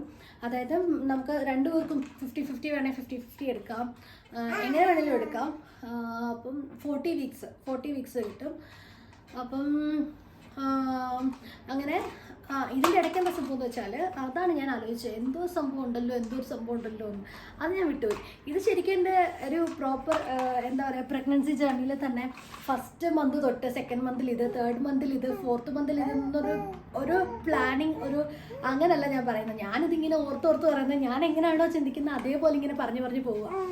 അപ്പോൾ ഒരു കണ്ടിന്യൂറ്റി ചിലപ്പോൾ കിട്ടിയെന്ന് വരത്തില്ല കേട്ടോ. അല്ലെങ്കിൽ ഞാൻ വർത്തമാനം പറയുമ്പോഴത്തേക്കും ഇവിടെ വിശാൽ പറയാറുണ്ട്, നീ ഒരു സ്ഥാനം പറയുന്നതിൻ്റെ ഇടയ്ക്ക് 100 കാര്യം പറഞ്ഞുകൊണ്ട് വരുമെന്ന്. നിനക്ക് എങ്ങനെ ഇത് സാധിക്കുന്നു? അപ്പം എന്താ പറയുക, അപ്പം ഇതിനിടയ്ക്ക് മറന്നുപോയ കാര്യം എന്താണെന്ന് വെച്ചാൽ, ആ അപ്പോൾ ഇവിടെ 7th മന്ത് നമ്മൾ 7th മന്തിലോട്ട് 6th മന്ത് കഴിയുമ്പോഴത്തേക്ക് ഇവർ നമുക്കൊരു ജസ്റ്റേഷണൽ ഡയബറ്റീസിൻ്റെ ടെസ്റ്റ് 6th മന്ത് കഴിയുമ്പോഴാണ് പറയുന്നത് ചെയ്യാൻ പറയും. അപ്പോൾ എനിക്കത് ചെയ്യേണ്ടത് ജനുവരിയിലായിരുന്നു. അപ്പോൾ ജനുവരിയിൽ ജസ്റ്റേഷണൽ ഡയബറ്റീസിൻ്റെ ടെസ്റ്റ് ചെയ്യാനായിട്ട് ഫസ്റ്റ് നമ്മൾ മിഡ് വൈഫിൻ്റെ അടുത്ത് പോകണം. അപ്പോൾ മിഡ് വൈഫിൻ്റെ അവിടെ പോയിട്ട് അവർ തന്നെ അവിടെ നിന്ന് ബ്ലഡ് എടുത്തു. എനിക്ക് ലാബിൽ പോകേണ്ട അവരെടുക്കാമെന്ന് പറഞ്ഞു. അങ്ങനെ അവരെടുത്തു. അവരെടുത്തത് ടെസ്റ്റ് ചെയ്തിട്ട് എന്നെ വിളിച്ചിട്ട് പറഞ്ഞു ഒരു ചെറിയ വേരിയേഷൻ കാണിക്കുന്നുണ്ട്, അപ്പോൾ നമുക്ക് ഒന്നുകൂടെ കൺഫേം ചെയ്യാൻ വേണ്ടി നീ ഒന്നുകൂടെ ലാബിൽ പോയിട്ട് ഫാസ്റ്റിങ്ങും എടുക്കണം അല്ലാതെ എടുക്കണം എന്ന് പറഞ്ഞു. അപ്പോൾ 3 പ്രാവശ്യം എടുക്കണം, എന്തോ 1 മണിക്കൂർ ഇടവിട്ട് എടുക്കണം എന്ന് പറഞ്ഞു. അവരൊരു ഡ്രിങ്ക് ഒക്കെ കുടിക്കാനൊക്കെ തരും, ഗ്ലൂക്കോസ് വെള്ളം പോലത്തെ ഒരു വെള്ളം. അപ്പം അങ്ങനെ ലാബിൽ പോയി എടുത്തു. അപ്പം കൺഫേം ചെയ്തു എനിക്ക് ആ ജസ്റ്റേഷണൽ ഡയബറ്റീസ് ഉണ്ടെന്ന് കൺഫേം ചെയ്തു. അപ്പോൾ ഡയബറ്റീസ് ഉള്ളത് കൊണ്ട് ഇവിടെ എങ്ങനെയാണ് ചെയ്യുന്നതെന്ന് വെച്ചാൽ ഒരു ചെറിയ വേരിയേഷൻ വന്നാൽ പോലും അവർ നമ്മളെ ഉടനെ ഡയറ്റീഷ്യൻ്റെ അടുത്തും ഡയബറ്റിക്കിൻ്റെ കൺസൾട്ടൻറ്റിൻ്റെ അടുത്തും നമ്മളെ അവർ തന്നെ നമുക്ക് അപ്പോയിൻമെൻ്റ് ഒക്കെ എടുത്ത് തരും. അപ്പോൾ അങ്ങനെ എടുത്ത് തന്ന് എനിക്ക് എന്നിട്ട് അതിന് ഞാൻ പോകണം. അതിന് ഞാൻ പോയി കഴിഞ്ഞാൽ അവിടെ ചെന്നിട്ട് എന്താ സംഭവം എന്ന് വെച്ചാൽ ഓർത്തോണേ ഭയങ്കര പേടിയുള്ള ഞാൻ അവിടെ ചെന്നു കഴിഞ്ഞപ്പോഴത്തേക്ക് അവർ ആദ്യം തന്നെ എനിക്ക് സംസാരിച്ചെല്ലാം കഴിഞ്ഞ് ഡയറ്റിൻ്റെ കാര്യം അങ്ങനെ ഇങ്ങനെയൊക്കെ എല്ലാം സംസാരിച്ച് കഴിഞ്ഞിട്ട് എൻ്റെ അടുത്ത് പറഞ്ഞു. അപ്പോൾ അവർ ചോദിച്ചു നീ എന്തൊക്കെയാണ് കഴിക്കുന്ന ഫുഡ് എന്നൊക്കെ ചോദിച്ചു. അപ്പോൾ ഞാൻ പറഞ്ഞു ഇന്ന സാധനങ്ങളൊക്കെ ബ്രൊക്കോളി ആസ്പെറാഗസ് അങ്ങനത്തെ സാധനങ്ങളൊക്കെ കഴിക്കുന്നുണ്ട്, ഹെൽത്തി ആയിട്ട് ചിക്കൻ ഉണ്ട്, മീറ്റ് ഉണ്ട്, പിന്നെ അങ്ങനത്തെ കാര്യങ്ങളൊക്കെ വെജീസ് ഉണ്ട്, ഫ്രൂട്ട്സ് ഉണ്ടെന്നൊക്കെ പറഞ്ഞു. അപ്പോഴത്തേക്ക് അവർ പറഞ്ഞു ഓക്കെ എന്ന് പറഞ്ഞു. അത് കഴിഞ്ഞിട്ട് അവരെന്താ ചെയ്തതെന്ന് വെച്ചാൽ അവരാദ്യം എനിക്ക് എൻ്റെ വിട്ടിട്ട് നീട്ടിയത് ഈ സാധനം നമ്മുടെ ബ്ലഡ് ചെക്ക് ചെയ്യുന്ന സാധനം ഉണ്ടല്ലോ. 1 മിനിറ്റ് ഞാനിവനെ ഒന്ന് ഉറക്കിയിട്ട് ഞാൻ ബാക്കി എടുക്കാം. ജസ്റ്റേഷണൽ ഡയബറ്റീസിൻ്റെ ടെസ്റ്റ് എടുക്കാനായിട്ട് നമ്മൾ പിറ്റേ ദിവസം ചെല്ലണം എന്ന് പറഞ്ഞു. ഇങ്ങനെ ലാബിൽ പോയി എടുക്കാൻ പറഞ്ഞു. അത് ഫാസ്റ്റിങ്ങും എടുക്കണം. അത് കഴിഞ്ഞ് നമ്മൾ അവിടെ ചെന്നിട്ട് 1 അവർ നമുക്കൊരു ഗ്ലൂക്കോസ് മരുന്ന് പോലത്തെ ഒരു സാധനം തരും ഒരു കുപ്പിക്കകത്ത്. അതിങ്ങനെ കുടിച്ചിട്ട് നല്ല മധുരമുള്ളൊരു സാധനമാണ്. അപ്പോൾ അതിങ്ങനെ കുടിച്ചിട്ട് വീണ്ടും 1 മണിക്കൂർ കഴിഞ്ഞെടുക്കും. അപ്പോൾ 2 പ്രാവശ്യം എടുത്തു കഴിഞ്ഞ് വീണ്ടും 1 മണിക്കൂർ കഴിഞ്ഞ് വീണ്ടും ഒന്നുകൊണ്ട് എടുക്കും അവർക്കൊന്ന് കൺഫേം ചെയ്യാൻ വേണ്ടിയിട്ട്. അപ്പോൾ അതിന് പോയി രാവിലെ പോയി എടുത്തു. അതെല്ലാം കഴിഞ്ഞിട്ട് അവർ നമ്മളെ ഈ സെയിമാണ് ഇവിടെ നമ്മൾ ചെയ്യുന്ന റിപ്പോർട്ട്സ് ഒന്നും നമുക്ക് കിട്ടത്തില്ല. ഇപ്പോൾ സ്കാനിങ്ങിൻ്റെ ആണെങ്കിലും ഒന്നും റിപ്പോർട്ട് നമുക്ക് വരത്തില്ല. എല്ലാം ഇപ്പോൾ ഡോക്ടർ മറ്റേ മിഡ് വൈഫിൻ്റെ അടുത്ത് നിന്ന് അവരയക്കുന്നത് കൊണ്ട് അവർക്കേ റിപ്പോർട്ടൊക്കെ ചെല്ലത്തുള്ളൂ. അപ്പോൾ അങ്ങനെ എനിക്കിപ്പം ആ ടെസ്റ്റ് കഴിഞ്ഞിട്ട് അതിൻ്റെ ഒരു 2 ദിവസം കഴിഞ്ഞപ്പോഴത്തേക്കും മിഡ് വൈഫിൻ്റെ അവിടെ നിന്ന് വിളിച്ചിട്ട് പറഞ്ഞു നിനക്ക് ചെറിയൊരു വേരിയേഷൻ കാണിക്കുന്നുണ്ട്, അപ്പം നീ ബെറ്റർ ഡയബറ്റിക്സിനെ കൺസൾട്ടൻറ്റിനെയും ഡയറ്റീഷ്യനെയും ഞങ്ങൾ അപ്പോയിൻമെൻ്റ് എടുത്ത് തരാം, നീ ഇപ്പോഴേ അത് കണ്ടോ, കുഴപ്പമൊന്നുമില്ല, ജസ്റ്റ് ഇച്ചിരി ബോർഡറിലാണ് നിൽക്കുന്നത്. പക്ഷെ ഇവർക്കവിടെ ബോർഡർ പോലും കൺസേൺ ആണ്. അങ്ങനെ അവിടെ ചെന്നു കഴിഞ്ഞപ്പോഴത്തേക്കും അപ്പം ഇവിടെ അടുത്തുള്ളൊരു ഡയബറ്റിക് സെൻറ്ററിലാണ് എനിക്ക് അപ്പോയിൻമെൻ്റ് എടുത്ത് തന്നത്. അപ്പോൾ ഞാൻ അവിടെ ചെന്നു കഴിഞ്ഞപ്പോഴത്തേക്ക് അവർ അവിടെ ഇരുന്നു. നമ്മുടെ ഡീറ്റെയിൽസൊക്കെ അവരുടെ കിട്ടും. നമ്മുടെ എല്ലാ ഡീറ്റെയിൽസും മിഡ് വൈഫിൻ്റെ അടുത്തുനിന്ന് ഇവർക്ക് പോയിട്ടുണ്ട്.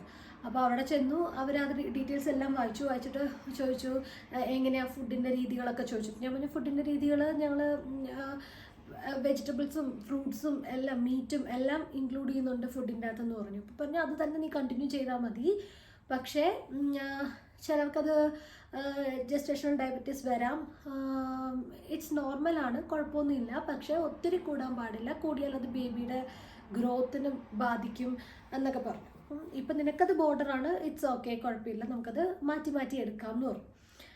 അപ്പോൾ അവർ പറഞ്ഞു നീ ഒരു കാര്യം ചെയ്യണം, ഡെയിലി മറ്റേ അക്യൂചെക്ക് പോലത്തെ ഒരു സാധനമുണ്ട്, അപ്പോൾ അവരുടെ അവിടെ നിന്ന് തന്നെ നമുക്ക് നമ്മളൊന്നും സ്പെൻഡ് ചെയ്യുക ഒന്നും വേണ്ട, അവർ തന്നെ ഫ്രീ ആയിട്ട് നമുക്ക് തന്നിട്ട് അത് എങ്ങനെ എടുക്കണ്ടേന്ന് വെച്ചാൽ ഇവിടെ എടുക്കണം. അപ്പം അതൊക്കെ എനിക്ക് ഭയങ്കര നെർവസ് ആയിരുന്നു. അപ്പം ഞാൻ അവരോട് പറഞ്ഞു എനിക്കിതൊക്കെ നെർവസാണ്, എനിക്കിതൊന്നും പറ്റില്ല, എനിക്ക് അറിയത്തില്ല എടുക്കാൻ പറ്റുമോയെന്ന്. എനിക്കിപ്പം ധൈര്യമുണ്ട്, പക്ഷേ എന്നാലും ഈ വിരലിൽ ഇവിടെ കുത്തിയെടുക്കുന്നത് ഓക്കെ, എനിക്ക് ഇപ്പം ഞാൻ അത് എൻ്റെ മൈൻഡിന് ഞാൻ പറഞ്ഞ് സെറ്റാക്കി. പക്ഷേ ഈ വിരലിൽ കുത്തിയെടുക്കുക എന്നൊക്കെ പറഞ്ഞാൽ ഡെയിലി എടുക്കുക, 1 പ്രാവശ്യം എടുത്താൽ മതിയോ? അല്ല, 1 പ്രാവശ്യം എടുത്താൽ പോരാ, അത് രാവിലെ എടുക്കണം, ഫാസ്റ്റിംഗ് എടുക്കണം, പിന്നെ ബ്രേക്ക്ഫാസ്റ്റ് കഴിഞ്ഞ് 1 അവർ കഴിഞ്ഞെടുക്കണം, ലഞ്ച് കഴിഞ്ഞ് 1 അവർ കഴിഞ്ഞെടുക്കണം, ഡിന്നർ കഴിഞ്ഞിട്ട് 1 അവർ കഴിഞ്ഞിട്ട് എടുക്കണമെന്ന് പറഞ്ഞു. അപ്പോൾ ഞാൻ പറഞ്ഞു അയ്യോ ഇത് എത്രയൊക്കെ ഞാൻ എടുക്കാൻ പറ്റും എനിക്കറിയത്തില്ല, ഓക്കെ ബേബിക്ക് വേണ്ടിയിട്ടല്ലേ ഞാൻ ചെയ്യാം, ഞാൻ മൈൻഡ് ഓക്കെ സെറ്റ് ചെയ്യാം. അപ്പോഴും ഞാൻ വിചാരിച്ച് വീട്ടിൽ വന്നിട്ട് പതുക്കെയൊക്കെ എടുത്താൽ മതിയല്ലോ. അപ്പോൾ അവിടെ ട്രയൽ എടുത്ത് കാണിക്കണമെന്ന് പറഞ്ഞു. അപ്പോൾ അവർ പറഞ്ഞു ഇവർ എൻ്റെ അടുത്ത് വന്നിരുന്നിട്ട് അതെടുത്തിട്ട് ഇങ്ങനെ അവർ കുത്തത്തില്ല, ഞാൻ തന്നെ കുത്തണം. ഇവിടെ എന്ന് വെച്ചാൽ എനിക്ക് വേറൊരു ഇത് തോന്നിയെന്ന് പറഞ്ഞാൽ ഇവിടുത്തെ ഹെൽപ്പ് മിഡ് വൈഫ്സ് ആണെങ്കിലും ഈ പറഞ്ഞ ഡയബറ്റീസ് ആളാണെങ്കിലും ഹോസ്പിറ്റലിലെ ഡോക്ടറാണെങ്കിലും നേഴ്സസ് ആണെങ്കിലും എല്ലാവരും ഭയങ്കര പേഷ്യൻസ് ആയിട്ടുള്ള ആൾക്കാരാണ്. ഭയങ്കര പേഷ്യൻസാണ് അവർക്ക്. അതായത് നമുക്ക് നമ്മുടെ കംഫർട്ട് നോക്കി അവർ നിൽക്കും. അതായത് നമ്മൾ ഓക്കെ ആണെങ്കിൽ മതി എന്നുള്ള രീതിയിലാണ് അവർ നിൽക്കുന്നത്. അപ്പം ഇവരാണെങ്കിലും എനിക്കിങ്ങനെ എടുക്കാനായിട്ട് വരുമ്പോൾ എന്നോട് തന്നെ എടുത്തോളാൻ പറഞ്ഞു, നീ തന്നെ അത് എടുത്തോളാൻ പറഞ്ഞു. അപ്പം ഞാനത് എടുക്കാനായിട്ട് ഇങ്ങനെ നിൽക്കുമ്പോൾ ഇങ്ങനെ കൊണ്ടുവരും, ഇങ്ങനെ മാറും, ഇങ്ങനെ കൊണ്ടുവരും, ഇങ്ങനെ മാറും. അപ്പം ഞാൻ ഇങ്ങനെ ചെയ്യുമ്പോൾ അവരുടെ കൂൾ, നീ ബ്രീത്ത് ഇൻ ബ്രീത്ത് ഔട്ട് എടുക്കുക, എന്നിട്ട് എടുക്കുക, നിനക്ക് പറ്റും എന്ന് പറയും. അങ്ങനെ പേഷ്യൻ്റായിട്ട് അവർ പേഷ്യൻസോടെ ഇരുന്ന് എനിക്കതൊരു 10-15 മിനിറ്റ് കഴിഞ്ഞിട്ടാണ് ഞാനത് കുത്തിയത്. ഞാനത് കുത്തി ഓക്കെ എടുത്തു, നോക്കി അവർ കാണിച്ചു തന്നു എന്താ ചെയ്യേണ്ടതെന്ന്. എന്നിട്ട് മൊബൈലിൽ ഒരു ആപ്പ് ഉണ്ടായിരുന്നു, അതുമായിട്ട് ലിങ്ക് ചെയ്തു. അപ്പം ഞാനിവിടെ എടുക്കുമ്പോൾ റിസൾട്ട് എൻ്റെ ഫോണിൽ സേവ് ആവുന്നതിനൊപ്പം തന്നെ അവർക്ക് അവിടെ ചെല്ലുകയും ചെയ്യും. അപ്പം അങ്ങനെ ഒരു സംഭവം അത് തന്നു വിട്ടു. 1 വീക്ക് നീ എടുക്കണം, എന്നിട്ട് അടുത്ത വിസിറ്റിൽ വരുമ്പോൾ അവരത് നോക്കിയിട്ട് നമുക്ക് മുമ്പോട്ടുള്ള കാര്യങ്ങൾ പറയാമെന്ന് പറഞ്ഞു. അപ്പം അതെടുത്തു, റിപ്പോർട്ട് അവർക്ക് കിട്ടി. 1 വീക്ക് കഴിഞ്ഞപ്പോൾ അവർ പറഞ്ഞു വലിയ മാറ്റങ്ങളൊന്നും വരുന്നില്ല, ബോർഡറിൽ തന്നെ നിൽക്കുക, താഴത്തോട്ട് പോകുന്നില്ല. അപ്പോൾ നീ ഒരു കാര്യം ചെയ്യുക, നമുക്ക് ഇൻസുലിൻ ചെറുതായിട്ട് സ്റ്റാർട്ട് ചെയ്യണം എന്ന് പറഞ്ഞു. അപ്പോൾ ഒരു ടൈപ്പ് ഇൻസുലിൻ ആദ്യം നീ സ്റ്റാർട്ട് ചെയ്താൽ മതി, രാത്രിയിൽ ഉറങ്ങുന്നതിന് മുമ്പ്. അതെന്തോ ഡോസ് കൂട്ടിയാണ് എടുക്കണ്ടേ എന്ന് പറഞ്ഞു. അപ്പോഴും ഞാൻ അവരോട് ചോദിച്ചു, ടാബ്ലറ്റ് എന്തെങ്കിലും ഉണ്ടെങ്കിൽ ഇൻസുലിൻ എന്നൊക്കെ പറയുമ്പോൾ കുത്തണ്ടേ? അപ്പം അത് ഇപ്പം ഞാൻ ഓക്കെയാണ്, ബ്ലഡ് എടുക്കാൻ ഓക്കെയാണെന്ന് അവരോട് പറഞ്ഞു. അവർ പറഞ്ഞു ഇൻസുലിന് നീ ഓക്കെ ആകും, നീ വാ നേരിട്ടെന്ന് പറഞ്ഞു. ഞാൻ നേരിട്ട് ചെന്നു. അതും ട്രയൽ റൺ ഉണ്ടായിരുന്നു. അപ്പം നമുക്ക് വയറിൽ ഇങ്ങനെ പറഞ്ഞു തരും, എടുക്കേണ്ട സ്ഥലങ്ങളൊക്കെ അവരെല്ലാം കാണിച്ച് നമ്മളെല്ലാം നമുക്ക് പറഞ്ഞ് മനസ്സിലാക്കി തരും അവർ. എന്നിട്ട് അവർ ട്രയൽ റൺ എന്നെ കൊണ്ട് ചെയ്യിച്ചു. അപ്പോൾ എന്നോട് പറഞ്ഞു എവിടെ എടുക്കേണ്ട സ്ഥലങ്ങളൊക്കെ കാണിച്ചു തന്നു. അത് കഴിഞ്ഞ് നിനക്ക് ഇവിടെ എടുക്കാനായിരിക്കും ഇച്ചിരി കൂടെ നിനക്ക് കംഫർട്ടായിട്ട് തോന്നുന്നത്. അപ്പോൾ ഞാൻ ചോദിച്ചു, അയ്യോ ബേബിക്ക് അപ്പോൾ കൊള്ളത്തില്ലേ? അപ്പോൾ നല്ല ഇവിടെ ഒരു സോഫ്റ്റ് ഭാഗമുണ്ട്, അപ്പോൾ അവിടെയാണ് എടുക്കേണ്ടത്, ഇവിടെ വെച്ചിട്ട് എടുത്താൽ മതി. അത് എടുക്കുമ്പോൾ ഒറ്റ സ്ട്രെച്ച് എടുക്കുക, അതിങ്ങനെ നീ വെയിറ്റ് ചെയ്തൊക്കെ എടുക്കുകയാണെങ്കിൽ നിനക്ക് വേദന എടുക്കും എന്ന് പറഞ്ഞു. അങ്ങനെ അവിടെ വെച്ചെടുത്തു. അത് കഴിഞ്ഞിട്ട് പിന്നെ വീട്ടിൽ വന്നിട്ട് ഞാൻ തന്നെ എടുക്കാൻ തുടങ്ങി. ഞാൻ തന്നെ എടുത്തു. അങ്ങനെ അതൊക്കെ എടുക്കുന്നുണ്ടായിരുന്നു. അപ്പോൾ എൻ്റെ ത്രൂ ഔട്ട് പ്രഗ്നൻസിയിൽ എനിക്ക് അതുമാത്രം ഈ ഒരു ഇൻസുലിൻ എടുക്കുന്നതും ബ്ലഡ് ചെക്ക് ചെയ്യുന്നതും മാത്രമേ എനിക്കൊരു ഇതായിട്ട് വന്നുള്ളൂ. പിന്നെ അത് ആസ് യൂഷ്വൽ ഡെലിവറിയുടെ അന്ന് വരെ ഞാനത് കണ്ടിന്യൂ ചെയ്തു. അതായത് എനിക്കൊന്ന് ജാനുവരി തൊട്ട് ഏപ്രിൽ 4-നായിരുന്നു ഡെലിവറി. അപ്പോൾ ഏപ്രിൽ 3 വരെ അത് എടുത്തോണ്ടിരുന്നു. അത് പിന്നെ ഒരു 1 വീക്കൊക്കെ കഴിഞ്ഞപ്പോഴത്തേക്ക് എനിക്ക് പിന്നെ ഞാൻ യൂസ്ഡ് ആയി. ഞാനത് എനിക്ക് ധൈര്യം ആയി, അത് ഞാൻ എടുക്കുന്നുണ്ടായിരുന്നു. പിന്നെ മെൻ്റലി ഒന്നും എനിക്കങ്ങനെ ഒത്തിരി ഇമോഷണൽ അങ്ങനെ എന്താ പറയുക, അങ്ങനെ ഒത്തിരി സ്ട്രെസ്സോ അങ്ങനെയൊന്നും എനിക്ക് അനുഭവപ്പെട്ടിട്ടില്ല. ഫിസിക്കലി ആണെങ്കിലും ഒത്തിരി വെയിറ്റ് ഗെയിൻ ചെയ്യുകയോ ഒന്നും ഉണ്ടായിട്ടില്ല. ഇറ്റ്സ് നോർമലൊക്കെ ആയിരുന്നു.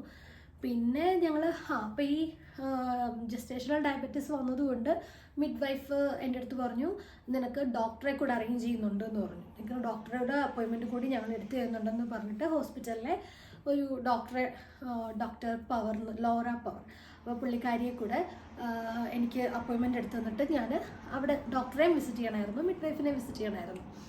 അപ്പോൾ അങ്ങനെ ഡോക്ടറിൻ്റെ അടുത്ത് പോയി. അത് കഴിഞ്ഞ് ഒരു 36 വീക്കൊക്കെ ആയപ്പോഴത്തേക്കിനും സ്കാൻ ചെയ്തപ്പോഴത്തേക്കും ഇവൻ തിരിഞ്ഞു വന്നിട്ടില്ല. അതായത് വാവ തിരിഞ്ഞു വന്നിട്ടില്ലായിരുന്നു. അപ്പോഴും എൻ്റെ വായിൽ ഇവൻ തന്നെ വരത്തുള്ളായിരുന്നു കേട്ടോ. പക്ഷേ ഇവനാണോ ഇവളാണോ എന്നൊന്നും ആ സമയത്ത് അറിയത്തില്ലായിരുന്നു. അപ്പോൾ അവൻ തിരിഞ്ഞു വന്നിട്ടില്ലായിരുന്നു. അപ്പോൾ അവൻ ബ്രീച്ചിലിരിക്കുമെന്ന് പറഞ്ഞു. ഓക്കെ, നമുക്ക് അടുത്ത വീക്ക് വീണ്ടും എടുത്ത് നോക്കാം. അപ്പോൾ 37th വീക്കിൽ എടുത്തിട്ടും ബ്രീച്ചിൽ തന്നെ ഇരിക്കുക. അപ്പോഴത്തേക്കും ഡോക്ടർ പറഞ്ഞു, നമുക്കൊരു കാര്യം ചെയ്യാം, അവൻ തിരിഞ്ഞു വരാത്തത് കൊണ്ട്, ബേബി തിരിയാത്തത് കൊണ്ട് നമുക്ക് ഇവിടെ ഒരു ഡോക്ടറുണ്ട്, പുള്ളിക്കാരനെ കൊണ്ട് നമുക്ക് ഫ്ലിപ്പ് ചെയ്യിക്കാം. നീ ഓക്കെ ആണെങ്കിൽ നമുക്ക് ഫ്ലിപ്പ് ചെയ്ത് നോക്കാം. കാരണം ഇവിടെ ഇവർ സി സെക്ഷനെക്കാട്ടിൽ കൂടുതൽ നോർമൽ ഡെലിവറി ചെയ്യിക്കാനാണ് ഇവരിവിടെ കൂടുതൽ പ്രൊമോട്ട് ചെയ്യുന്നത്. സി സെക്ഷൻ അത്രയും എന്താ പറയുക, അത്രയും കണ്ടീഷൻ പറ്റത്തില്ല എന്നുള്ളവർക്ക് മാത്രമേ സി സെക്ഷൻ ചെയ്യത്തുള്ളൂ. അപ്പോൾ ഇവർ എൻ്റെ അടുത്ത് നീ ഓക്കെ ആണെങ്കിൽ നമുക്ക് അങ്ങനെ ഒരു അറ്റംപ്റ്റ് ചെയ്യാമെന്ന് പറഞ്ഞു. നിങ്ങൾ പറഞ്ഞു ഓക്കെ ചെയ്യാമെന്ന് പറഞ്ഞിട്ട് ഞങ്ങൾ 38th വീക്ക് ആവുന്നതിന് മുമ്പ്, അതായത് ഡെലിവറി നടക്കുന്നതിൻ്റെ 1 വീക്ക് മുമ്പ് ഹോസ്പിറ്റലിൽ പോയിട്ട് ഒരു ഡോക്ടർ വന്നിട്ട് ഫ്ലിപ്പ് ചെയ്യാനായിട്ട് അപ്പോൾ പുള്ളി വന്നിട്ട് എൻ്റെ അടുത്ത് ചോദിച്ചു, ഇവിടെ നമ്മുടെ കംഫർട്ടാണ് ഫസ്റ്റ് നോക്കുന്നത്. അപ്പോൾ നമ്മൾ എന്നോട് ചോദിച്ചു, നീ ഓക്കെ ആണോ, നീ ഓക്കെ ആണെങ്കിൽ മാത്രമേ നമ്മൾ ചെയ്യത്തുള്ളൂ എന്ന് പറഞ്ഞു. അതും 3 വട്ടേ ചെയ്യത്തുള്ളൂ. നമ്മുടെ വയറിൻ്റെ മേളിൽ കൂടി തന്നെയാണ് ചെയ്യുന്നത്. അപ്പം ഇങ്ങനെ പുള്ളി ഇങ്ങനെ കറക്കും, അപ്പം മേളിൽ കൂടെ തന്നെ. അപ്പം ഇങ്ങനെ വെച്ചിട്ട് ഫസ്റ്റ് 1 ചെയ്തു, സ്കാൻ എന്നിട്ട് അൾട്രാസൗണ്ട് നോക്കി, അപ്പം തിരിഞ്ഞിട്ടില്ല. സെക്കൻഡ് 1 ചെയ്തു, തിരിഞ്ഞിട്ടില്ല. അപ്പോൾ എൻ്റെ അടുത്ത് ചോദിച്ചു, നിനക്ക് പെയിൻ ഉണ്ടോ, നീ ഓക്കെ ആണോ, ഒരു വട്ടം കൂടെ ചെയ്യട്ടെ. നമ്മൾ ചെയ്തോ, കുഴപ്പമില്ല, എനിക്ക് കുഴപ്പമില്ല എന്ന് പറഞ്ഞു. അപ്പോൾ ചെയ്തു നോക്കി, അപ്പോഴും തിരിഞ്ഞിട്ടില്ല. അപ്പോൾ പുള്ളി പറഞ്ഞു, ബേബി സുഖം പിടിച്ചിരിക്കുകയാണ്, ബ്രീച്ചിൽ തന്നെ ഇരിക്കുക, തിരിയാനായിട്ട് ഒരു മൂഡും കാണിക്കുന്നില്ല, ഡിസ്റ്റർബ് ചെയ്യണ്ട, അങ്ങനെ തന്നെ ഇരിക്കട്ടെ, നമുക്ക് സെക്ഷൻ തന്നെ മുമ്പോട്ട് പോകാം എന്ന് പറഞ്ഞു. അങ്ങനെ ഞങ്ങൾ ഡോക്ടറെ ഇപ്പോൾ വീണ്ടും കണ്ടു. വീണ്ടും കണ്ടപ്പോഴത്തേക്കും വീണ്ടും ഒരു സ്കാൻ കൂടെ എടുത്തു. സ്കാൻ എടുത്തു, ബേബിയുടെ ഗ്രോത്തും എല്ലാം നോക്കി. അപ്പം എവറിത്തിങ് ഈസ് ഫൈൻ, ഗുഡാണ്. അപ്പോൾ നമുക്ക് ഇനിയും ബേബി അകത്തോട്ട് വെച്ചുകൊണ്ടിരിക്കേണ്ട കാര്യമില്ല. ഓൾമോസ്റ്റ് 38 വീക്സ് ആവുന്നു. അപ്പോൾ നമുക്കൊരു കാര്യം ചെയ്യാം, 38 വീക്ക് കംപ്ലീറ്റ് ആക്കി കഴിഞ്ഞിട്ട് നിനക്ക് ഡേറ്റ്സ് ഞാൻ തരാം, അതിലേതാന്ന് വെച്ചാൽ നീ എടുത്തോ, ആ ഡേറ്റിൽ നീ വന്നാൽ മതി എന്ന് പറഞ്ഞു. അങ്ങനെ അവർ നമുക്ക് April 4th, പിന്നെ April 10th, 12th അങ്ങനെ 3 ഡേറ്റ്സ് തന്നു. ഞങ്ങൾ പറഞ്ഞു എല്ലാം ഓക്കെ ആണെങ്കിൽ പിന്നെയും നമ്മൾ വെച്ചുകൊണ്ടിരിക്കേണ്ട, നമുക്ക് എത്രയും പെട്ടെന്ന് വെൽക്കം ചെയ്യാമെന്ന് പറഞ്ഞ് ഞങ്ങൾ 4th എടുത്തു, April 4th ഫ്രൈഡേ. അപ്പോൾ പറഞ്ഞു April 3rd വീണ്ടും ഒന്ന് ഹോസ്പിറ്റലിൽ വരണം, ഒന്നുകൂടെ നമുക്ക് സ്കാൻ ചെയ്ത് നോക്കാം, ഇൻ കേസ് ഇനി ബേബി തിരിഞ്ഞിട്ടുണ്ടോ എന്ന് നോക്കാം.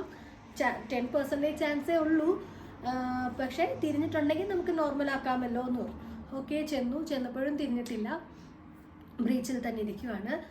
അപ്പം പിന്നെ പിറ്റേ ദിവസത്തേക്ക് വേണ്ട കാര്യങ്ങളൊക്കെ പറഞ്ഞു തന്നു. മോർണിംഗ് ഒരു 6:30 ആകുമ്പോഴത്തേക്കും വരണം ഫ്രൈഡേ, April 4th മോർണിംഗ് 6:30 എത്തുക. വരുന്നതിന് മുമ്പ് അവർ ഒരു ജെല്ലുള്ള ഒരു എന്താ പറയുക, നമ്മുടെ എന്താ പറയുന്നത്, മെയില് സ്ക്രബ്ബർ, ആ ജെല്ലുള്ളൊരു സ്ക്രബ്ബർ തന്നു. അതിട്ടിട്ട് ഇവിടെ നമ്മുടെ ഈ വയറിൻ്റെ ഈ ഭാഗത്ത് നന്നായിട്ട് ഉരച്ച് അതിട്ട് കുളിച്ചിട്ട് വരാൻ പറഞ്ഞു. പിന്നെ മോർണിംഗിൽ വെള്ളം 6:30 ചെല്ലണമായിരുന്നു. അപ്പോൾ എൻ്റെ അടുത്ത് പറഞ്ഞു 6 o'clock ശേഷം ഒന്നും കുടിക്കണ്ടെന്ന് പറഞ്ഞു, വെള്ളം പോലും കുടിക്കണ്ടെന്ന് പറഞ്ഞു. പക്ഷേ എനിക്ക് എന്താ വെച്ചാൽ ഈ ഡയബറ്റീസിൻ്റെ ആ സ്റ്റേജസിൽ ഞാൻ എന്താ ചെയ്തുകൊണ്ടിരുന്നതെന്ന് വെച്ചാൽ, എനിക്ക് മോർണിംഗ് ആകുമ്പോൾ ഞാനൊരു 1 മണി 2 മണി എനിക്ക് ആ സമയമൊക്കെ ആകുമ്പോഴത്തേക്കും എന്തെങ്കിലും സ്നാക്ക് പോലെ ഇപ്പം ക്രാക്കേഴ്സൊക്കെ വാങ്ങിച്ചു വെച്ചിട്ടുണ്ടായിരുന്നു. അപ്പോൾ ക്രാക്കേഴ്സ് അല്ലെങ്കിൽ കുക്കുംബർ കട്ട് ചെയ്തിട്ട് ഹമ്മൂസുമായിട്ട് അതൊക്കെ ചെയ്ത് കഴിക്കുമായിരുന്നു. അപ്പോൾ കഴിച്ചിട്ട് ഞാൻ ഫാസ്റ്റിംഗ് ബ്ലഡ് എടുക്കുമ്പോഴത്തേക്ക് എനിക്ക് നോർമലായിരുന്നു. പിന്നീട് എനിക്ക് ആ ഒരു ജാനുവരിയിലൊക്കെ ഈ ഷുഗറിൻ്റെ ഇത് ഉണ്ടെങ്കിലും, പക്ഷേ ഇൻസുലിൻ എടുക്കുന്നുണ്ടായിരുന്നു. എന്നാൽ കൂടി ഒരു ഫെബ്രുവരി മാർച്ച് ആ ടൈമൊക്കെ ആയപ്പോഴത്തേക്ക് എനിക്ക് ഷുഗറിൻ്റെ ഇത് നോർമലായിട്ട് വന്നു. പക്ഷേ ഇൻസുലിൻ കണ്ടിന്യൂ ചെയ്യണമെന്ന് അവർ പറഞ്ഞായിരുന്നു, മറ്റേ കൗണ്ട് കുറച്ചിട്ട്, ഇത്ര യൂണിറ്റ്സ് എന്നുള്ളത് കുറഞ്ഞിട്ട് എടുക്കണമായിരുന്നു. അപ്പം അങ്ങനെ മോർണിംഗിൽ കഴിക്കുകയൊക്കെ ചെയ്യുമായിരുന്നു. അപ്പം അങ്ങനെ ചെയ്യുന്നതൊക്കെ കൊണ്ട് എനിക്ക് ഈ സമയത്ത് 6 മണിക്ക് ശേഷം ഒന്നും വെള്ളം പോലും കുടിക്കരുതെന്ന് പറഞ്ഞു. പക്ഷേ എനിക്ക് ഭയങ്കര വിശപ്പ്, എനിക്ക് എന്തെങ്കിലുമൊക്കെ കഴിക്കാനായിട്ട് ഭയങ്കര ആവേശമായിരുന്നു. അങ്ങനെ നമ്മൾ ഈ എന്താ പറയുക, സ്കൂളിലൊക്കെ പണ്ട് ടൂറൊക്കെ പോകുമ്പോഴത്തേക്കും നാളെ ടൂറ് പോകണമെന്നുണ്ടെങ്കിൽ ഇന്ന് രാത്രി നമുക്ക് ഉറക്കം വരത്തില്ലല്ലോ എക്സൈറ്റ്മെൻറ്റ് കാരണം. അതേപോലെ ഇത് 12 മണി 12:30 വരെ എൻ്റെ ഫ്രണ്ട്സ് ഇവിടെ ഉണ്ടായിരുന്നു. ഫ്രണ്ട്സായിട്ട് അടിച്ച് പൊളിച്ച്, അതിന് മുമ്പ് 2 ദിവസം മുമ്പ് വെനസ്ഡേ പാർട്ടി പോലെ ഞങ്ങളിവിടെ പാർട്ടി നൈറ്റൊക്കെ ആയിരുന്നു. അതായത് വാവ വരുന്നതിന് മുമ്പുള്ള ഒരു പാർട്ടി. അത് കഴിഞ്ഞ് ഡെലിവറിക്ക് പോകുന്നതിൻ്റെ ഫ്രൈഡേ ഡെലിവറിക്ക് പോകുന്നു, തേഴ്സ്ഡേ ഒരു 12:30 വരെ എല്ലാവരും ഇവിടെ ഉണ്ടായിരുന്നു. അത് കഴിഞ്ഞ് ഫുഡെല്ലാം കഴിച്ചിട്ടാണ് പോയത്. അപ്പം അത് കഴിഞ്ഞിട്ട് കിടന്നിട്ട് ഒരു 5 o'clock ഒക്കെ ആയപ്പോഴത്തേക്ക് എണീറ്റ് റെഡി ആവാനായിട്ട്. അപ്പം പ്രത്യേകിച്ച് ഇവിടെ ഹോസ്പിറ്റൽ ബാഗ് പാക്ക് ചെയ്യുകയോ അങ്ങനെയൊന്നും വേണ്ട, അതായത് എല്ലാം നമുക്ക് അവിടെ തന്നെ കിട്ടും. പിന്നെ നമുക്ക് തിരിച്ച് ഹോസ്പിറ്റലിൽ നിന്ന് ഇങ്ങോട്ട് വരുമ്പം നമുക്ക് 2 പേർക്ക് ഇടാനുള്ള ഡ്രസ്സും പിന്നെ ബേബിക്ക് ഇടാനുള്ള ഡ്രസ്സും മാത്രം നമ്മൾ കൊണ്ടുപോയാൽ മതി, ബാക്കിയെല്ലാം നമുക്ക് അവിടെ കിട്ടും. പിന്നെ നമുക്ക് എക്സ്ട്രാ ഞാൻ കൊണ്ടുപോയതെന്ന് വെച്ചാൽ പെരി ബോട്ടിൽ കൊണ്ടുപോയായിരുന്നു. പെരി ബോട്ടിൽ കൊണ്ടുപോയി. പിന്നെന്താ, അത് മാത്രമേ ഞാൻ അങ്ങനെ കൊണ്ടുള്ളൂ. ബാക്കി എല്ലാ ഹോസ്പിറ്റലിൽ തന്നെ യൂസ് ചെയ്തതൊക്കെ. ഈവൻ ഹോസ്പിറ്റലിൽ ഇരിക്കുമ്പോൾ ഡ്രസ്സ് വരെ അവർ തരുന്ന ഡ്രസ്സായിരുന്നു. പിന്നെ വിശാലിൽ ഇടാനുള്ള ഡ്രസ്സ് എക്സ്ട്രാ നമ്മൾ കരുതിയായിരുന്നു. അങ്ങനെ ഞങ്ങൾ മോർണിംഗ് 6:30 അവിടെ ചെല്ലണം. അപ്പോൾ 6 o'clock ഒക്കെ കഴിഞ്ഞപ്പോഴത്തേക്ക് ഞങ്ങൾ ഇവിടുന്ന് ഫ്രണ്ടാണ് ഡ്രോപ്പ് ചെയ്ത ഹോസ്പിറ്റലിലേക്ക്. അപ്പോൾ ഫ്രണ്ടിൻ്റെ കൂടെ ഞങ്ങൾ പോയി. അങ്ങനെ ഹോസ്പിറ്റലിൽ ചെന്നു കഴിഞ്ഞപ്പോഴത്തേക്ക് നേരെ ഒരു റൂമിൽ കൊണ്ടുപോയി. അപ്പം തൊട്ട് ഞാൻ ആ നേഴ്സിനോട് ചോദിക്കുന്നുണ്ട്, എനിക്ക് വിശക്കുന്നുണ്ട്, എന്തെങ്കിലും കഴിക്കാൻ പറ്റുമോ, എന്തെങ്കിലും തരുമോ ചോദിച്ചു. അപ്പോൾ ഇല്ല, ഒരു രക്ഷയില്ല, ഇപ്പോൾ IV സ്റ്റാർട്ട് ചെയ്യും എന്ന് പറഞ്ഞു. അപ്പോഴത്തേക്ക് ഞാൻ പറഞ്ഞു വെയിറ്റ് ചെയ്ത് നിൽക്കുക. അങ്ങനെ പോയി. അങ്ങനെ ഒരു 6:30 അവിടെ ചെന്നല്ലോ. 6:30 ചെന്നു. അപ്പോഴത്തേക്ക് ഒരു ഡ്രസ്സ് മാറാനുള്ള ഡ്രസ്സും അതും ഇതുമൊക്കെ തന്നു. അതെല്ലാം തന്ന് അതൊക്കെ ഇട്ട് കഴിഞ്ഞിട്ട് ഒന്നുകൂടെ സ്കാൻ ചെയ്ത് നോക്കി. ഒന്നുകൂടെ ലാസ്റ്റ് മിനിറ്റ് ഒന്നുകൂടെ സ്കാൻ ചെയ്തു. ഇൻ കേസ് അവൻ ബ്രീച്ചിൽ നിന്ന് തിരിഞ്ഞോന്ന് നോക്കാൻ. തിരിഞ്ഞിട്ടില്ല, ബ്രീച്ചിൽ തന്നെ ഇരിക്കുമെന്ന് പറഞ്ഞു. അപ്പോൾ അങ്ങനെ ഇരുന്ന് കഴിഞ്ഞിട്ട് IV ഇടാൻ വന്നു. IV ഇടാൻ വന്നത് അയ്യോ ഒന്നാം തരം വേദനയായിരുന്നു കേട്ടോ. വേദന എന്ന് പറഞ്ഞാൽ അതിങ്ങനെ ഇവിടെ നിന്ന് ഇങ്ങനെ എനിക്കിപ്പോൾ അത് പറയുമ്പോഴത്തേക്ക് എനിക്ക് പേടി വരുന്നുണ്ട്. അപ്പം അതിങ്ങനെ ഇവിടെ നിന്ന് ഇങ്ങനെ കയറ്റുമ്പോൾ നമുക്കറിയാമല്ലോ. അപ്പം അത് ഇങ്ങനെ ഭയങ്കര അതൊരു ഇങ്ങനെ പറയുന്നത് പറയാൻ അറിയത്തില്ല. അത്രയ്ക്ക് എന്തൊരു പെയിൻ പോലെ എനിക്ക് ഫീലായി. അതിങ്ങനെ കയറി അത് കഴിഞ്ഞിങ്ങനെ ഒട്ടിച്ച് വെച്ചിട്ട് പിന്നെ ഇവിടെ അനക്കാൻ പറ്റില്ല. അപ്പോൾ അവർ ചെയ്തെന്ന് പറഞ്ഞാൽ അതുമൊക്കെ ഭയങ്കര ക്ഷമയോടെ ആ നേഴ്സ് ചെയ്തത് കേട്ടോ. ഭയങ്കര ഇതായിട്ടാണ് ചെയ്തത്. പിന്നെ ഇവിടെ അത് പോകാൻ വേണ്ടിയിട്ട് ഒരു ടവല്, ഒരു നല്ല കട്ടിയുള്ള ടവല്, ചൂട് ടവൽ ഉണ്ടെന്ന് ഇവിടെ ഇങ്ങനെ വെച്ച്. അപ്പോൾ നല്ല റിലാക്സിങ് ഇതായിരുന്നു. അത് കഴിഞ്ഞപ്പോഴത്തേക്കും ഡോക്ടർ വന്നിട്ട് ഇവിടെ നമ്മളെ കൊണ്ട് തന്നെ സൈൻ ചെയ്യിക്കും. അതായത് നമ്മളെ കൊണ്ട് തന്നെയാണ് സൈൻ ചെയ്യിക്കുന്നതൊക്കെ. അതായത് ഇൻ കേസ് നമുക്ക് C-സെക്ഷൻ ചെയ്യുന്ന സമയത്ത് ഇൻ കേസ് ബ്ലഡിന് ആവശ്യം വന്നാൽ ഞങ്ങൾ ബ്ലഡിൻ്റെ അതിനുള്ള എന്തോ ട്രാൻസ്ഫ്യൂഷൻ അങ്ങനെ എന്തോ സംഭവത്തിനൊരു സൈൻ അത്രേ ഉള്ളൂ, അല്ലാതെ വേറെ സൈനിങ് ഒന്നുമില്ല. അത് കഴിഞ്ഞ് ഡോക്ടർ പറഞ്ഞു ഓക്കെ നമുക്ക് OT വെച്ച് കാണാമെന്ന് പറഞ്ഞ് ഡോക്ടർ പോയി. അത് കഴിഞ്ഞപ്പോഴത്തേക്കും ഡോക്ടറിൻ്റെ ഒരു അസിസ്റ്റൻറ്റ് ഡോക്ടറുണ്ട്. അപ്പോൾ പുള്ളിക്കാരൻ വന്നു. പരിചയപ്പെട്ട ഒരു ഇന്ത്യക്കാരനായിരുന്നു, ഒരു കുമാർ അങ്ങനെ ഒരു ഡോക്ടറായിരുന്നു. അപ്പോൾ പുള്ളി വന്ന് സംസാരിച്ചു. അത് കഴിഞ്ഞ് ഞാനാണ് ഇന്ന് ഡോക്ടറിനെ അസിസ്റ്റ് ചെയ്യുന്നതെന്നൊക്കെ പറഞ്ഞ് സംസാരിച്ചു പോയി. അത് കഴിഞ്ഞപ്പോൾ അനസ്തേഷ്യ ചെയ്യുന്ന ഡോക്ടർ വന്നു. പുള്ളിയും ഇന്ത്യനായിരുന്നു. പുള്ളിയും വന്ന് സംസാരിച്ച് ഇന്ന പോലെയൊക്കെയാണ് അനസ്തേഷ്യ ചെയ്യുന്നത്, ഇന്നതൊക്കെയാണ് ചെയ്യുന്നതെന്നൊക്കെ പറഞ്ഞു. അപ്പോൾ ഇവിടെ എന്ന് പറഞ്ഞാൽ നമുക്ക് ഇപ്പോൾ C-സെക്ഷൻ ചെയ്യുവാണെങ്കിലും നോർമലാണെങ്കിൽ എന്തായാലും ഉണ്ട്, ഹസ്ബൻഡ് അകത്ത് കയറും. അപ്പം C-സെക്ഷൻ ചെയ്യുമ്പോഴും ഇവിടെ നമുക്ക് ഹസ്ബൻഡ് നമ്മുടെ കൂടെ തന്നെ സപ്പോർട്ടിന് നിൽക്കാം. അപ്പോൾ ഹസ്ബൻഡിനും വിശാലിനും ഇടാനുള്ള ഇതൊക്കെ കൊടുത്തു, ഗൗൺ പോലത്തെ സാധനമൊക്കെ കൊടുത്തു, ക്യാപ്പൊക്കെ കൊടുത്തു, ഇട്ട് റെഡിയായിട്ടൊക്കെ നിൽക്കുക. അത് കഴിഞ്ഞ് ഇവിടുന്ന് ഒരു റൂമിൽ നിന്ന് OTയിൽ ഇച്ചിരി നടക്കാനുണ്ട്. അപ്പം അങ്ങോട്ട് നടക്കുമ്പം നമ്മൾ തന്നെയാണ് ആ ട്രിപ്പ് ഇട്ടിരിക്കുന്ന ആ സാധനം പിടിച്ച് സ്റ്റിക്കും പിടിച്ച് നമ്മൾ തന്നെ നടന്ന് OTയിൽ പോകണം. അപ്പോൾ ആദ്യം നമുക്ക് അനസ്തേഷ്യ ഇത് തരണമല്ലോ, എപ്പിഡ്യൂറൽ പോലത്തെ സാധനം തരണം. അപ്പോൾ അത് തരുന്ന സമയത്ത് ഞാൻ ചോദിച്ചു ഹസ്ബൻഡിനെ കൂടെ കയറ്റുമെന്ന് ചോദിച്ചു. അവർ പറഞ്ഞു ഇല്ല, അതിന് ഹസ്ബൻഡിനെ കയറ്റത്തില്ല, അത് നമ്മൾ മാത്രം മതി, ഹസ്ബൻഡ് കാണണ്ട, വേണ്ട, ഞങ്ങൾക്ക് നിന്നെ തന്നെ നോക്കാനായിട്ട് പാടായിരിക്കും, പിന്നെ ഇനി ഹസ്ബൻഡിനെ കൂടെ നോക്കാനായിട്ട് പറ്റത്തില്ല എന്ന് പറഞ്ഞ് അകത്തോട്ട് കയറ്റി. ഞാനങ്ങ് അകത്തോട്ട് പോയി. അത് കഴിഞ്ഞപ്പോഴത്തേക്കും അവിടെ ടേബിളിൽ ഇങ്ങനെ അന്നാണല്ലോ ആദ്യമായിട്ട് ഇങ്ങനെ ഈ TV-യിലൊക്കെ കണ്ടിട്ടുണ്ടെങ്കിലും നമ്മൾ ഓപ്പറേഷൻ തിയേറ്ററിൽ ആദ്യമായിട്ട് അപ്പോഴാണല്ലോ കയറുന്നത്. അപ്പോൾ കയറുമ്പോൾ മേളിൽ കുറേ ലൈറ്റുകൾ, പിന്നെ ഒരു സ്റ്റീൽ ടേബിൾ, ഒരു സ്റ്റീലിൻ്റെ ഒരു ചെറിയ ഇങ്ങനെ എനിക്കത് കണ്ടപ്പോൾ പെട്ടെന്ന് നമ്മൾ കല്യാണ വീട്ടിലൊക്കെ സദ്യ കഴിക്കുമ്പം ടേബിളില്ലേ, ആ ടേബിൾ സ്റ്റീൽ കളറിലെ ആ ടേബിൾ പോലത്തെ ഒരു ടേബിൾ, അതിലിങ്ങനെ നമ്മൾ അതിലിങ്ങനെ ഇരിക്കുവാണ്. അതിലിങ്ങനെ ഇരുന്നപ്പോഴത്തേക്ക് അനസ്തേഷ്യ ഡോക്ടർ വന്നിട്ട് ഒരു പാത്രത്തിൽ 2-3 ടൈപ്പ് സൂചികളുണ്ട്. പിന്നെ നീളമുള്ള ഇങ്ങനെ, പിന്നെ ഒരു വലിയ നീളമുള്ള ഇങ്ങനത്തെ ഒരു സാധനം, ഇതെല്ലാം കാണിച്ചിട്ട് പറഞ്ഞു ഇതൊക്കെയാണ് നിൻ്റെ മേത്ത് കയറ്റാൻ പോകുന്നതെന്ന് പറഞ്ഞു. ഞാൻ ഓക്കെ എന്തിനെല്ലാം കാണിച്ചേ. അപ്പം പറഞ്ഞു ഇവിടെ ഇങ്ങനെയുള്ളെല്ലാം പറഞ്ഞിട്ടൊക്കെ ചെയ്യിക്കത്തുള്ളൂ എന്ന് പറഞ്ഞു. അപ്പോൾ ഇതെല്ലാം സാധനങ്ങളും ഇങ്ങനെ ഇരിപ്പുണ്ട്. അപ്പോൾ ഇത് ഇങ്ങനെ ചെയ്യാൻ പോവാണ്. അപ്പോൾ അതിന് മുമ്പ് നമ്മളിങ്ങനെ ഇരുന്നിട്ട് അപ്പോൾ ഇങ്ങനെ നമ്മുടെ മുമ്പിൽ ഒരു നേഴ്സും ഉണ്ട്, മിഡ് വൈഫും ഉണ്ട് നമുക്ക് സപ്പോർട്ടിന്. അപ്പോൾ നമ്മളിങ്ങനെ കുഞ്ഞിങ്ങനെ നിൽക്കണമല്ലോ. അപ്പോൾ ഇങ്ങനെ കുനിഞ്ഞ് നിൽക്കാനൊക്കെ നമ്മൾ അത്രയും പോലും എഫേർട്ട് എടുത്തോന്ന് എനിക്കറിയത്തില്ല. നേഴ്സ് തന്നെ എനിക്ക് ഭയങ്കര ഹെൽപ്പ് ചെയ്തു, ഇങ്ങനെ പിടിച്ച് നേഴ്സ് തന്നെ ചെയ്തു. മിഡ് വൈഫിൻ്റെ കൈ തന്നു, ഇങ്ങനെ കൈ തന്നിട്ട് ഇങ്ങനെ പിടിച്ച് മുറുകെ പിടിച്ചിരിക്കുക. അപ്പോൾ നമ്മളിങ്ങനെ അറിയും അത് കയറുന്നതൊക്കെ. അപ്പോൾ ഞാനിങ്ങനെ ചെയ്യുമ്പോൾ ചോദിക്കുന്നുണ്ട്, കഴിഞ്ഞോ, ഇനിയുണ്ടോ ഇനിയുണ്ടോ? അപ്പോൾ ഡോക്ടർ പറയും കഴിഞ്ഞു കഴിഞ്ഞു കഴിഞ്ഞു, ഇനി വൺ മോറേ ഉള്ളൂ, അതുകൊണ്ട് എടുത്തു കഴിഞ്ഞാൽ പിന്നെ എടുക്കുന്നത് നീ അറിയത്തില്ല എന്ന് പറയും. അപ്പം ഞാൻ ചോദിച്ചപ്പോൾ ഇനിയും ഉണ്ടോ, ഞാൻ അറിയാതെ എടുക്കുന്നത് ഉണ്ടോ എന്ന് ചോദിച്ചു. നീ അറിയത്തില്ല, relax breathe in breathe out എന്നൊക്കെ പറഞ്ഞ് എടുത്തു കഴിഞ്ഞിട്ട് ഒരു 8:30 ആയപ്പോഴത്തേക്കും അനസ്തേഷ്യയുടെ പ്രോസസ്സ് കഴിഞ്ഞ് കിടത്തി. അവർ ടെസ്റ്റ് ചെയ്തു, താഴ്പോട്ട് മൂവ്മെൻറ്റ്സ് ഉണ്ടോ എന്നൊക്കെ ഇങ്ങനെ തൊട്ട് നോക്കി, ഇവിടെ നിനക്ക് അറിയുന്നുണ്ടോ എന്നൊക്കെ നോക്കി. അപ്പോഴത്തേക്കും വിശാലിനെ അകത്തോട്ട് കയറ്റി. വിശാൽ ഒന്ന് അടുത്തിരുന്ന് വർത്താനം പറഞ്ഞ് ഇപ്പുറത്തെ സൈഡിൽ അനസ്തേഷ്യയുടെ ആ ഡോക്ടറും ഇപ്പുറത്തെ സൈഡിൽ വിശാലും ഇരിപ്പുണ്ടായിരുന്നു. അത് കഴിഞ്ഞെന്താ അവിടെ തുടങ്ങി ഇത് വെച്ചു. അപ്പോഴത്തേക്കും ഞാൻ ചോദിച്ചു, തുടങ്ങുന്നില്ല. അപ്പം നീ അറിയാനായിട്ട് അവിടെ തുടങ്ങിയെന്ന് പറഞ്ഞു. ഓൾറെഡി അവിടെ കട്ട് ചെയ്ത് ഡോക്ടർ ബ്ലേഡ് വെച്ച് കഴിഞ്ഞു എന്ന് പറഞ്ഞു. അതെല്ലാം കഴിഞ്ഞ് ഞാനിങ്ങനെ ഇരുന്ന് കഴിഞ്ഞപ്പോഴത്തേക്കും ഞാനിങ്ങനെ മേളിലോട്ട് നോക്കി. അപ്പോൾ മേളിൽ ഫുള്ള് ഇങ്ങനെ ഗ്ലാസ് പോലെയാണ്. അപ്പോൾ ഞാൻ മേളിലോട്ട് നോക്കുമ്പോൾ എനിക്ക് ലൈവായിട്ട് കാണാം, ഈ താഴെ ചെയ്യുന്നതിൻ്റെ റിഫ്ലക്ഷൻ മേളിൽ അടിക്കുന്നുണ്ട്. അപ്പോൾ മേളിൽ ഇങ്ങനെ കണ്ണടി പോലെ കാണാം. അപ്പോൾ ഞാൻ നോക്കുമ്പോൾ ഇങ്ങനെ ചോരയും എല്ലാം ഇങ്ങനെ എടുക്കും. അപ്പോൾ ഞാൻ വിശാലിൻ്റെ അടുത്ത് പറഞ്ഞു, വിശാൽ മേളിലോട്ടൊന്ന് നോക്കിക്കേന്ന് പറഞ്ഞു. അപ്പോൾ നോക്കിയപ്പോൾ വിശാൽ കൊള്ളാലോ, ലൈവായിട്ടെല്ലാം കാണാമല്ലോ എന്ന് പറഞ്ഞ് കണ്ടോണ്ട് ഞാൻ അതില്ല, എൻ്റെ ഈ കവറിൽ നിന്ന് ഒരു കവർ തുണി ഉണ്ടായിരുന്നു ഇത്ര ഇങ്ങനെ വെച്ചിട്ട്, ഞാൻ അത് ഇച്ചിരി കൂടെ മുമ്പോട്ടാക്കാൻ പറ, എനിക്ക് കാണണ്ടെന്ന് പറഞ്ഞു. അങ്ങനെ ഡോക്ടറോട് പറഞ്ഞപ്പോഴത്തേക്കും പുള്ളി അതിങ്ങനെ നീക്കി വെച്ച് തന്നു. പിന്നെ ഞാൻ കണ്ടില്ല, പിന്നെ വിശാൽ നോക്കുന്നുണ്ടായിരുന്നു എന്ന് തോന്നുന്നു മേളിലോട്ട്. അതിന് 8:30 ഒക്കെ ആയപ്പോഴത്തേക്കും തുടങ്ങി. പക്ഷെ ഒരു 8:44 ഒക്കെ ആയപ്പോഴത്തേക്കും അവൻ പുറത്ത് വന്നു. അപ്പോഴത്തേക്കും ഡോക്ടർ ഇങ്ങനെ എടുത്തിട്ട് വിശാലിനോട് ചോദിച്ചു. അപ്പം ഞാൻ ഇങ്ങനെ അറിയുന്നില്ല, എനിക്ക് കാണാൻ പറ്റത്തില്ലല്ലോ.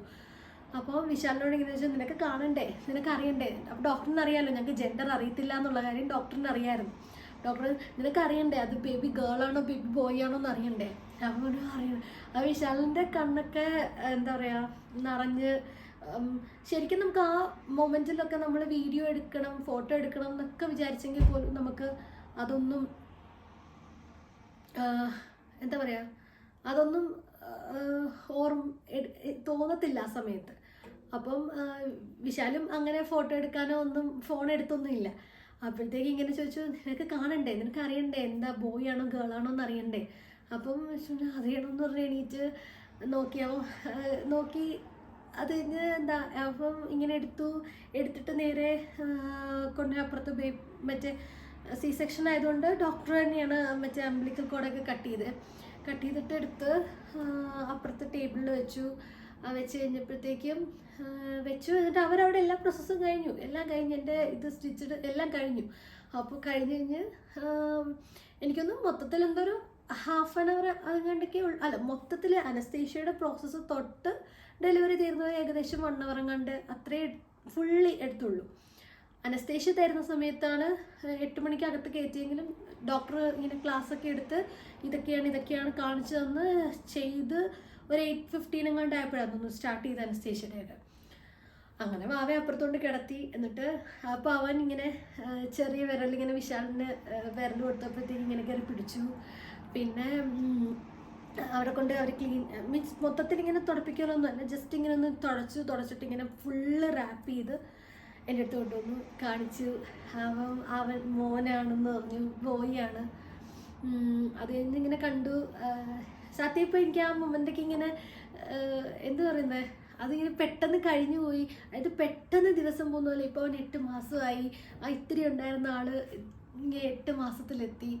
അപ്പോൾ ഇങ്ങനെ അന്ന് കഴിഞ്ഞിട്ട് ഞാൻ ഓക്കെ ആണോ എന്ന് അവർ നോക്കി. അപ്പോൾ ഓക്കെയാണ്. ഉടനെ തന്നെ അപ്പുറത്തെ റൂമിലോട്ട് മാറ്റി. അവനെ ഇങ്ങനെ ലാച്ച് ചെയ്യിക്കാനായിട്ട് കൊണ്ടുവന്ന് ലാച്ച് ചെയ്തു. വെയിറ്റ് നോക്കി. പിന്നെ അവൻ്റെ മറ്റേ കിഡ്നി ഹാർട്ട് അങ്ങനെ ഓരോന്ന് നോക്കാൻ കൊണ്ടുപോയി. അങ്ങനെ നോക്കി എല്ലാം കഴിഞ്ഞ് ഇപ്പുറത്തെ ഒരു റൂമിൽ കൊണ്ടുവന്നു. അപ്പം നമ്മൾ ഒരു പ്രൈവറ്റ് റൂം തന്നെയായിരുന്നു നമുക്ക് ഉണ്ടായിരുന്നത്. നമുക്ക് നമ്മുടെ ഇൻഷുറൻസിൽ അത് കവേർഡ് ആയിരുന്നു. അപ്പോൾ പ്രൈവറ്റ് റൂം തന്നെയാണ്. അപ്പോൾ റൂമിലേക്ക് പോകും. പിന്നെ എനിക്കാണെങ്കിൽ തന്നെ സ്റ്റിച്ചെന്ന് അവർ എന്താ പറയുക, ഒരു വാക്വം സീലായിരുന്നു. നമ്മൾ ഈ മീനൊക്കെ പൊതിഞ്ഞ് മറ്റേ എന്താ പറയുന്നത്, മീനൊക്കെ കിട്ടത്തില്ലേ വാക്യൂം സീൽ ചെയ്ത്, അതുപോലെ ഒരു വാക്യൂം സീലായിരുന്നു ഇവിടെ സ്റ്റിച്ചിട്ടെടുത്ത് വെച്ചിരുന്നത്. അപ്പോൾ അതിനിങ്ങനെ ഈ ഒരു സാധനം എന്നിട്ട് ഇങ്ങനെ ഘടിപ്പിച്ചിട്ടുണ്ടായിരുന്നു. ഇതിനകത്തൂടെ ഇവിടെ നിന്ന് ഇങ്ങനെ ഒരു വയർ വന്നിട്ട് ആ സീലിൻ്റെ അകത്ത് എന്നിട്ട് ഇവിടെ ഇങ്ങനെ, എന്നിട്ട് ഇതിങ്ങനെ നമുക്ക് ഇവിടെ ഇങ്ങനെ ക്ലിപ്പ് ചെയ്ത് വെച്ചിട്ടുണ്ടായിരുന്നു. അപ്പോൾ ഇവിടെ ഇങ്ങനെ എന്തെങ്കിലും പ്രശ്നം ഉണ്ടെങ്കിൽ അത് ബീപ്പ് ചെയ്യും, ആ സ്റ്റിച്ചിന് എന്തെങ്കിലും കുഴപ്പമുണ്ടെങ്കിൽ ഇവിടെ ബീപ്പ് ചെയ്യും. അപ്പോൾ അത് വാക്യൂം സീല് പോലെ ആയിരുന്നു. അപ്പോൾ എനിക്കങ്ങനെ ഒത്തിരി അങ്ങനെ പെയിനായിട്ട് അങ്ങനെ ഒന്നും ഫീൽ ആയില്ലായിരുന്നു. അത് കഴിഞ്ഞ് റൂമിൽ വന്നു കഴിഞ്ഞിട്ട് റൂമിലേക്ക് കിടത്തി, അവനെയും കിടത്തി. പിന്നെ ഇടയ്ക്ക് വന്നവർ ഇത് നോക്കി, ഡയബറ്റിക്കിൻ്റെ കഴിഞ്ഞോന്ന് അറിയാൻ വേണ്ടിയിട്ട് എൻ്റെയും നോക്കി, മോൻ്റെയും നോക്കി. അത് അന്ന് ഡെലിവറി കഴിഞ്ഞ് അപ്പം നോക്കി, പിന്നെ ഉച്ചയ്ക്ക് നോക്കി, രാത്രിയിലും നോക്കി. അപ്പം നോർമലായിരുന്നു, എനിക്കും നോർമലാണ്, അവനും നോർമലാണ്. സോ ഞാനിനി ഇൻസുലിൻ എടുക്കണ്ടെന്ന് പറഞ്ഞു, ഇൻസുലിൻ സ്റ്റോപ്പ് ചെയ്തോളാൻ പറഞ്ഞു. പിന്നെ ഇടയ്ക്കിടയ്ക്ക് അവൻ്റെ വയറ്റിൽ നോക്കാൻ പോകുമായിരുന്നു, എൻ്റെയും വയറ്റിൽ നോക്കുമായിരുന്നു, വന്നിട്ട് ഹാർട്ട് ബീറ്റും പ്രഷറും അതും ഇതുമൊക്കെ നോക്കുമായിരുന്നു. പിന്നെന്തായിരുന്നു, പിന്നെ അന്നത്തെ ഡേ ഫുള്ള് കട്ടിലിൽ തന്നെ കിടക്കുമായിരുന്നു. കാരണം യൂറിൻ പോകാൻ ഒരു ട്യൂബ് ഇട്ടിട്ടുണ്ടായിരുന്നു, അത് എടുത്ത് പിറ്റേ ദിവസം മാറ്റാമെന്ന് പറഞ്ഞു. അങ്ങനെ പിറ്റേ ദിവസം വന്നു, അവർ IVയുടേത് എടുക്കാൻ പോകുമെന്ന് പറഞ്ഞു. അപ്പം ഞാൻ പറഞ്ഞു IVയുടെ എടുക്കുമ്പോൾ വേദന എടുക്കത്തില്ല, ഇത്രയും പോയ സൂചി ഇങ്ങോട്ട് വരണ്ടേ. അപ്പം എൻ്റെ മനസ്സിൽ മൊത്തം ഇത്രയും സൂചി ഇങ്ങോട്ട് ഇറങ്ങി വരണം, ഞാനിങ്ങനെ വെച്ചിട്ട് അതിങ്ങനെ ഇത്രയും സൂചി ഇങ്ങനെ ഇറങ്ങി വരണം എന്നുള്ള ചിന്തിച്ചുകൊണ്ടിരുന്ന സമയം കൊണ്ട് അവരത് കഴിഞ്ഞ് ഞാൻ ഒരു തുള്ളി പോലും അറിഞ്ഞില്ല, പെട്ടെന്ന് ടേപ്പ് ഒട്ടിച്ചു. പിന്നെ എന്തോ ഒരു ഇഞ്ചക്ഷൻ പോലത്തെ സംതിങ് അതെടുക്കാൻ പോവാണ് ഇവിടെ എന്ന് പറഞ്ഞു. എന്നിട്ട് ഡോക്ടർ ഇങ്ങനെ പറഞ്ഞു, നേഴ്സായിരുന്നു, നേഴ്സ് പറഞ്ഞു അതിവിടെ എടുക്കാൻ പോവാണ് കേട്ടോ. അപ്പം അയ്യോ 1 മിനിറ്റ് ഞാനൊന്ന് പ്രിപ്പയർ ചെയ്യട്ടെ എന്ന് പറഞ്ഞപ്പോഴത്തേക്ക് അവർ 1 2 3 ഇങ്ങനെ അടി. അതും ഞാൻ അറിഞ്ഞില്ലായിരുന്നു, ഭയങ്കര അതും ഞാൻ എടുത്തോ എന്ന് പറഞ്ഞപ്പോഴത്തേക്ക് കഴിഞ്ഞു എന്ന് പറഞ്ഞു. പിന്നെന്താ അങ്ങനെ ഡെലിവറി കഴിഞ്ഞു. അപ്പം എനിക്ക് അത് കഴിഞ്ഞപ്പോഴും ഞാൻ ഡെലിവറി കഴിഞ്ഞു വിശ്വസിക്കാനൊക്കെ ഭയങ്കര ബുദ്ധിമുട്ടായിരുന്നു. ഞാനങ്ങനെ ഡെലിവറി കഴിഞ്ഞല്ലോ. പിന്നെ വാക്യൂം സീലിൻ്റെ ആയതുകൊണ്ട് ഫസ്റ്റ് വാഷ്റൂമിൽ പോയതും ഞാൻ തന്നെ, മീൻസ് ആ നേഴ്സൊന്ന് വിശാലും നേഴ്സും കൂടെ ഒന്ന് ജസ്റ്റ് ഇങ്ങനെ ബെഡിൽ നിന്ന് നമ്മളെ പൊക്കി, അത് അവർ പറഞ്ഞു തന്നെ പോകണം എന്ന് പറഞ്ഞു. അങ്ങനെ തന്നെ നടന്നു പോയി. കുളിക്കാൻ പറഞ്ഞു, തന്നെ കുളിക്കണമെന്ന് പറഞ്ഞു. അങ്ങനെ തന്നെ കുളിക്കാൻ പോയി. നമുക്ക് പേടിക്കേണ്ട കാര്യമില്ലായിരുന്നു സ്റ്റിച്ചിൽ വെള്ളം വീഴുമോ അല്ലെങ്കിൽ ഇൻഫെക്ഷൻ ആവുമോ എന്നൊക്കെ. കാരണം വാക്യൂം സീൽ ആയതുകൊണ്ട് തന്നെ അതിലോട്ടൊരു തുള്ളി പോലും വെള്ളം പോകത്തില്ലായിരുന്നു. അത് കഴിഞ്ഞ് നമ്മൾ ഡിസ്ചാർജ് ആവാമായിരുന്നു 3rd ഡേ തന്നെ. പക്ഷേ ഇവന് വെയിറ്റിൻ്റെ നോക്കിയപ്പോൾ അവരുടെ ആ ഒരു പെർസെൻറ്റേജിൽ ഇത്തിരി കുറവാന്ന് തോന്നുന്ന കണ്ടിട്ട് അവർ പറഞ്ഞു, നിങ്ങൾക്ക് ഓക്കെ നിങ്ങൾക്ക് റൂം നിൽക്കാം, വീട്ടിൽ പോയാൽ അത്യാവശ്യം ഇല്ലയെന്നുണ്ടെങ്കിൽ ഒരു 2 ഡേയ്സും കൂടെ നിങ്ങളിവിടെ നിൽക്കാൻ പറഞ്ഞു. നമ്മൾ പറഞ്ഞു ഓക്കെ, നോക്കുമ്പോൾ വീട്ടിൽ വന്നിട്ട് അത്യാവശ്യമൊന്നുമില്ല, എല്ലാം ഓക്കെ ആയിട്ട് വന്നാൽ മതി. അപ്പോൾ ഞങ്ങൾ അവിടെ നിന്നു, അവർ പറഞ്ഞ് കേട്ടിട്ട് നിന്നു. അങ്ങനെ നിന്നു. പിന്നെ ഹോസ്പിറ്റലിലാണെങ്കിൽ ഫുഡ് ഡെലിവറി കഴിഞ്ഞ ദിവസം എനിക്ക് ഭയങ്കര വിശപ്പായിരുന്നല്ലോ. അപ്പം ഞാൻ ഫുഡ് തരാമോ ചോദിച്ചു ലാസ്റ്റ് എനിക്ക് കൊണ്ടുവന്ന് ഒരു ഓറഞ്ച് ജ്യൂസ് വന്നു ചെറുത്. ഞാൻ പറഞ്ഞു ഇതല്ല എനിക്ക് ഹെവി ആയിട്ട് എന്തെങ്കിലും. അപ്പോൾ അവർ പറഞ്ഞു ഹെവി ആയിട്ട് ഇപ്പം വേണ്ട, കുറച്ചുകൂടെ കഴിയട്ടെ, ലഞ്ച് വരും എന്ന് പറഞ്ഞു. അങ്ങനെ ഹോസ്പിറ്റലിൽ തന്നെ നമുക്ക് ഫുഡുണ്ട്, പക്ഷെ അവരുടെ രീതിയിലുള്ള ഫുഡൊക്കെയാണ്. ബ്രേക്ക്ഫാസ്റ്റ് ആണെങ്കിൽ മഫിൻ, പിന്നെ യോഗട്ട്, ബെറീസ്, അങ്ങനത്തെ സാധനങ്ങൾ. ലഞ്ചിനാണെങ്കിൽ കുറച്ച് ഗ്രീൻ പീസ് കാണും, പിന്നെ എന്തെങ്കിലും ഒരു ചിക്കൻ ബ്രസ്റ്റ് പോലത്തെ സാധനം, പിന്നെ ഇത്തിരി റൈസ്. അങ്ങനെ രാത്രിയിൽ ഡിന്നറാണെങ്കിൽ ഒരു 5 മണിയൊക്കെ ആകുമ്പോൾ ഡിന്നർ വരും. അതും ഇതുപോലെ തന്നെ സ്റ്റീക്ക്, അങ്ങനത്തെ സാധനങ്ങളൊക്കെ ആയിരിക്കും വരുന്നത്. പക്ഷേ ആ ഫുഡൊക്കെ ഞാനങ്ങനെ കഴിച്ചില്ല, വിശാലിന് കൊടുക്കുമായിരുന്നു, കഴിച്ചോളാൻ പറഞ്ഞ്. എനിക്ക് ഫ്രണ്ട്സ് വീട്ടിൽ നിന്ന് അവരുണ്ടാക്കുന്ന കൊണ്ടുവരുമ്പോൾ അതാണ് ഞാൻ കഴിച്ചുകൊണ്ടിരുന്നത്. പിന്നെ അങ്ങനെ ഡെലിവറി കഴിഞ്ഞ് വീട്ടിൽ പോകാൻ ഓക്കെ ആയി. വീട്ടിൽ ഇവൻ്റെ ഇതെല്ലാം ഓക്കെ ആയിട്ട് 5 ദിവസം കഴിഞ്ഞപ്പോഴത്തേക്കും വീട്ടിൽ പൊക്കോളാൻ പറഞ്ഞു. അങ്ങനെ ഞങ്ങൾ വീട്ടിൽ വരുന്നതിന് മുമ്പ് അവർ ക്ലാസ് എടുക്കും. നമുക്ക് ഈ വാക്യൂം സീൽ ചെയ്യുന്ന സാധനം നമ്മൾ തന്നെ എടുക്കേണ്ടത്, ഡോക്ടറൊന്നും അല്ല എടുക്കേണ്ടത്, നമ്മൾ തന്നെയാണ് വീട്ടിൽ ചെന്നിട്ട് എടുത്ത് മാറ്റേണ്ടത്. 7 ഡേയ്സ് കഴിയും. അപ്പോൾ ഓൾറെഡി 5 ഡേയ്സ് ഹോസ്പിറ്റലിൽ സ്പെൻഡ് ചെയ്തു.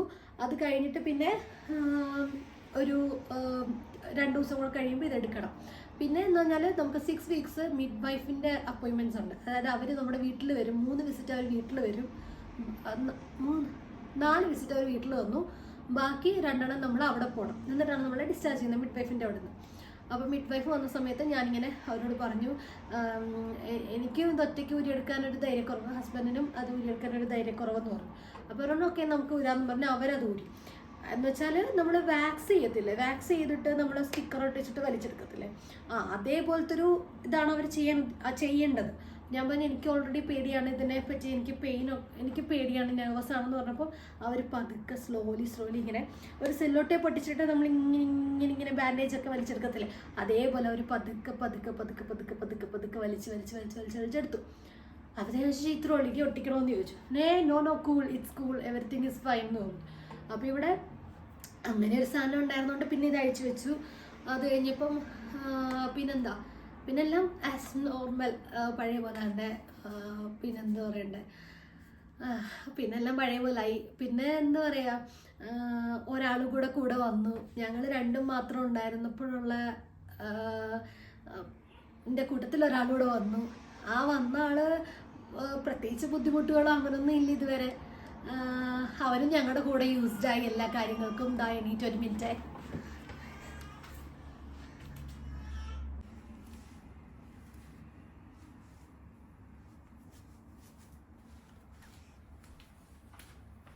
അപ്പം എന്താ പറയുക, അപ്പം അങ്ങനെ എന്താ പറയുക, ഞങ്ങളുടെ ലൈഫിലേക്ക് പുതിയൊരാൾ വന്നു. അപ്പം എങ്ങനെയായിരിക്കും, എന്തായിരിക്കും, അവനെ എങ്ങനെ മാനേജ് ചെയ്യാൻ പറ്റും, അതൊക്കെ ഞങ്ങൾ ചിന്തിച്ചിട്ടുണ്ടോ എന്ന് ചോദിച്ചാൽ അങ്ങനെ ഒത്തിരി ഒന്നും ചിന്തിച്ചിട്ടൊന്നുമില്ല. അവൻ വരട്ടെ, വരും നമുക്ക് നോക്കാം എന്നുള്ള ഒരു രീതിയായിരുന്നു.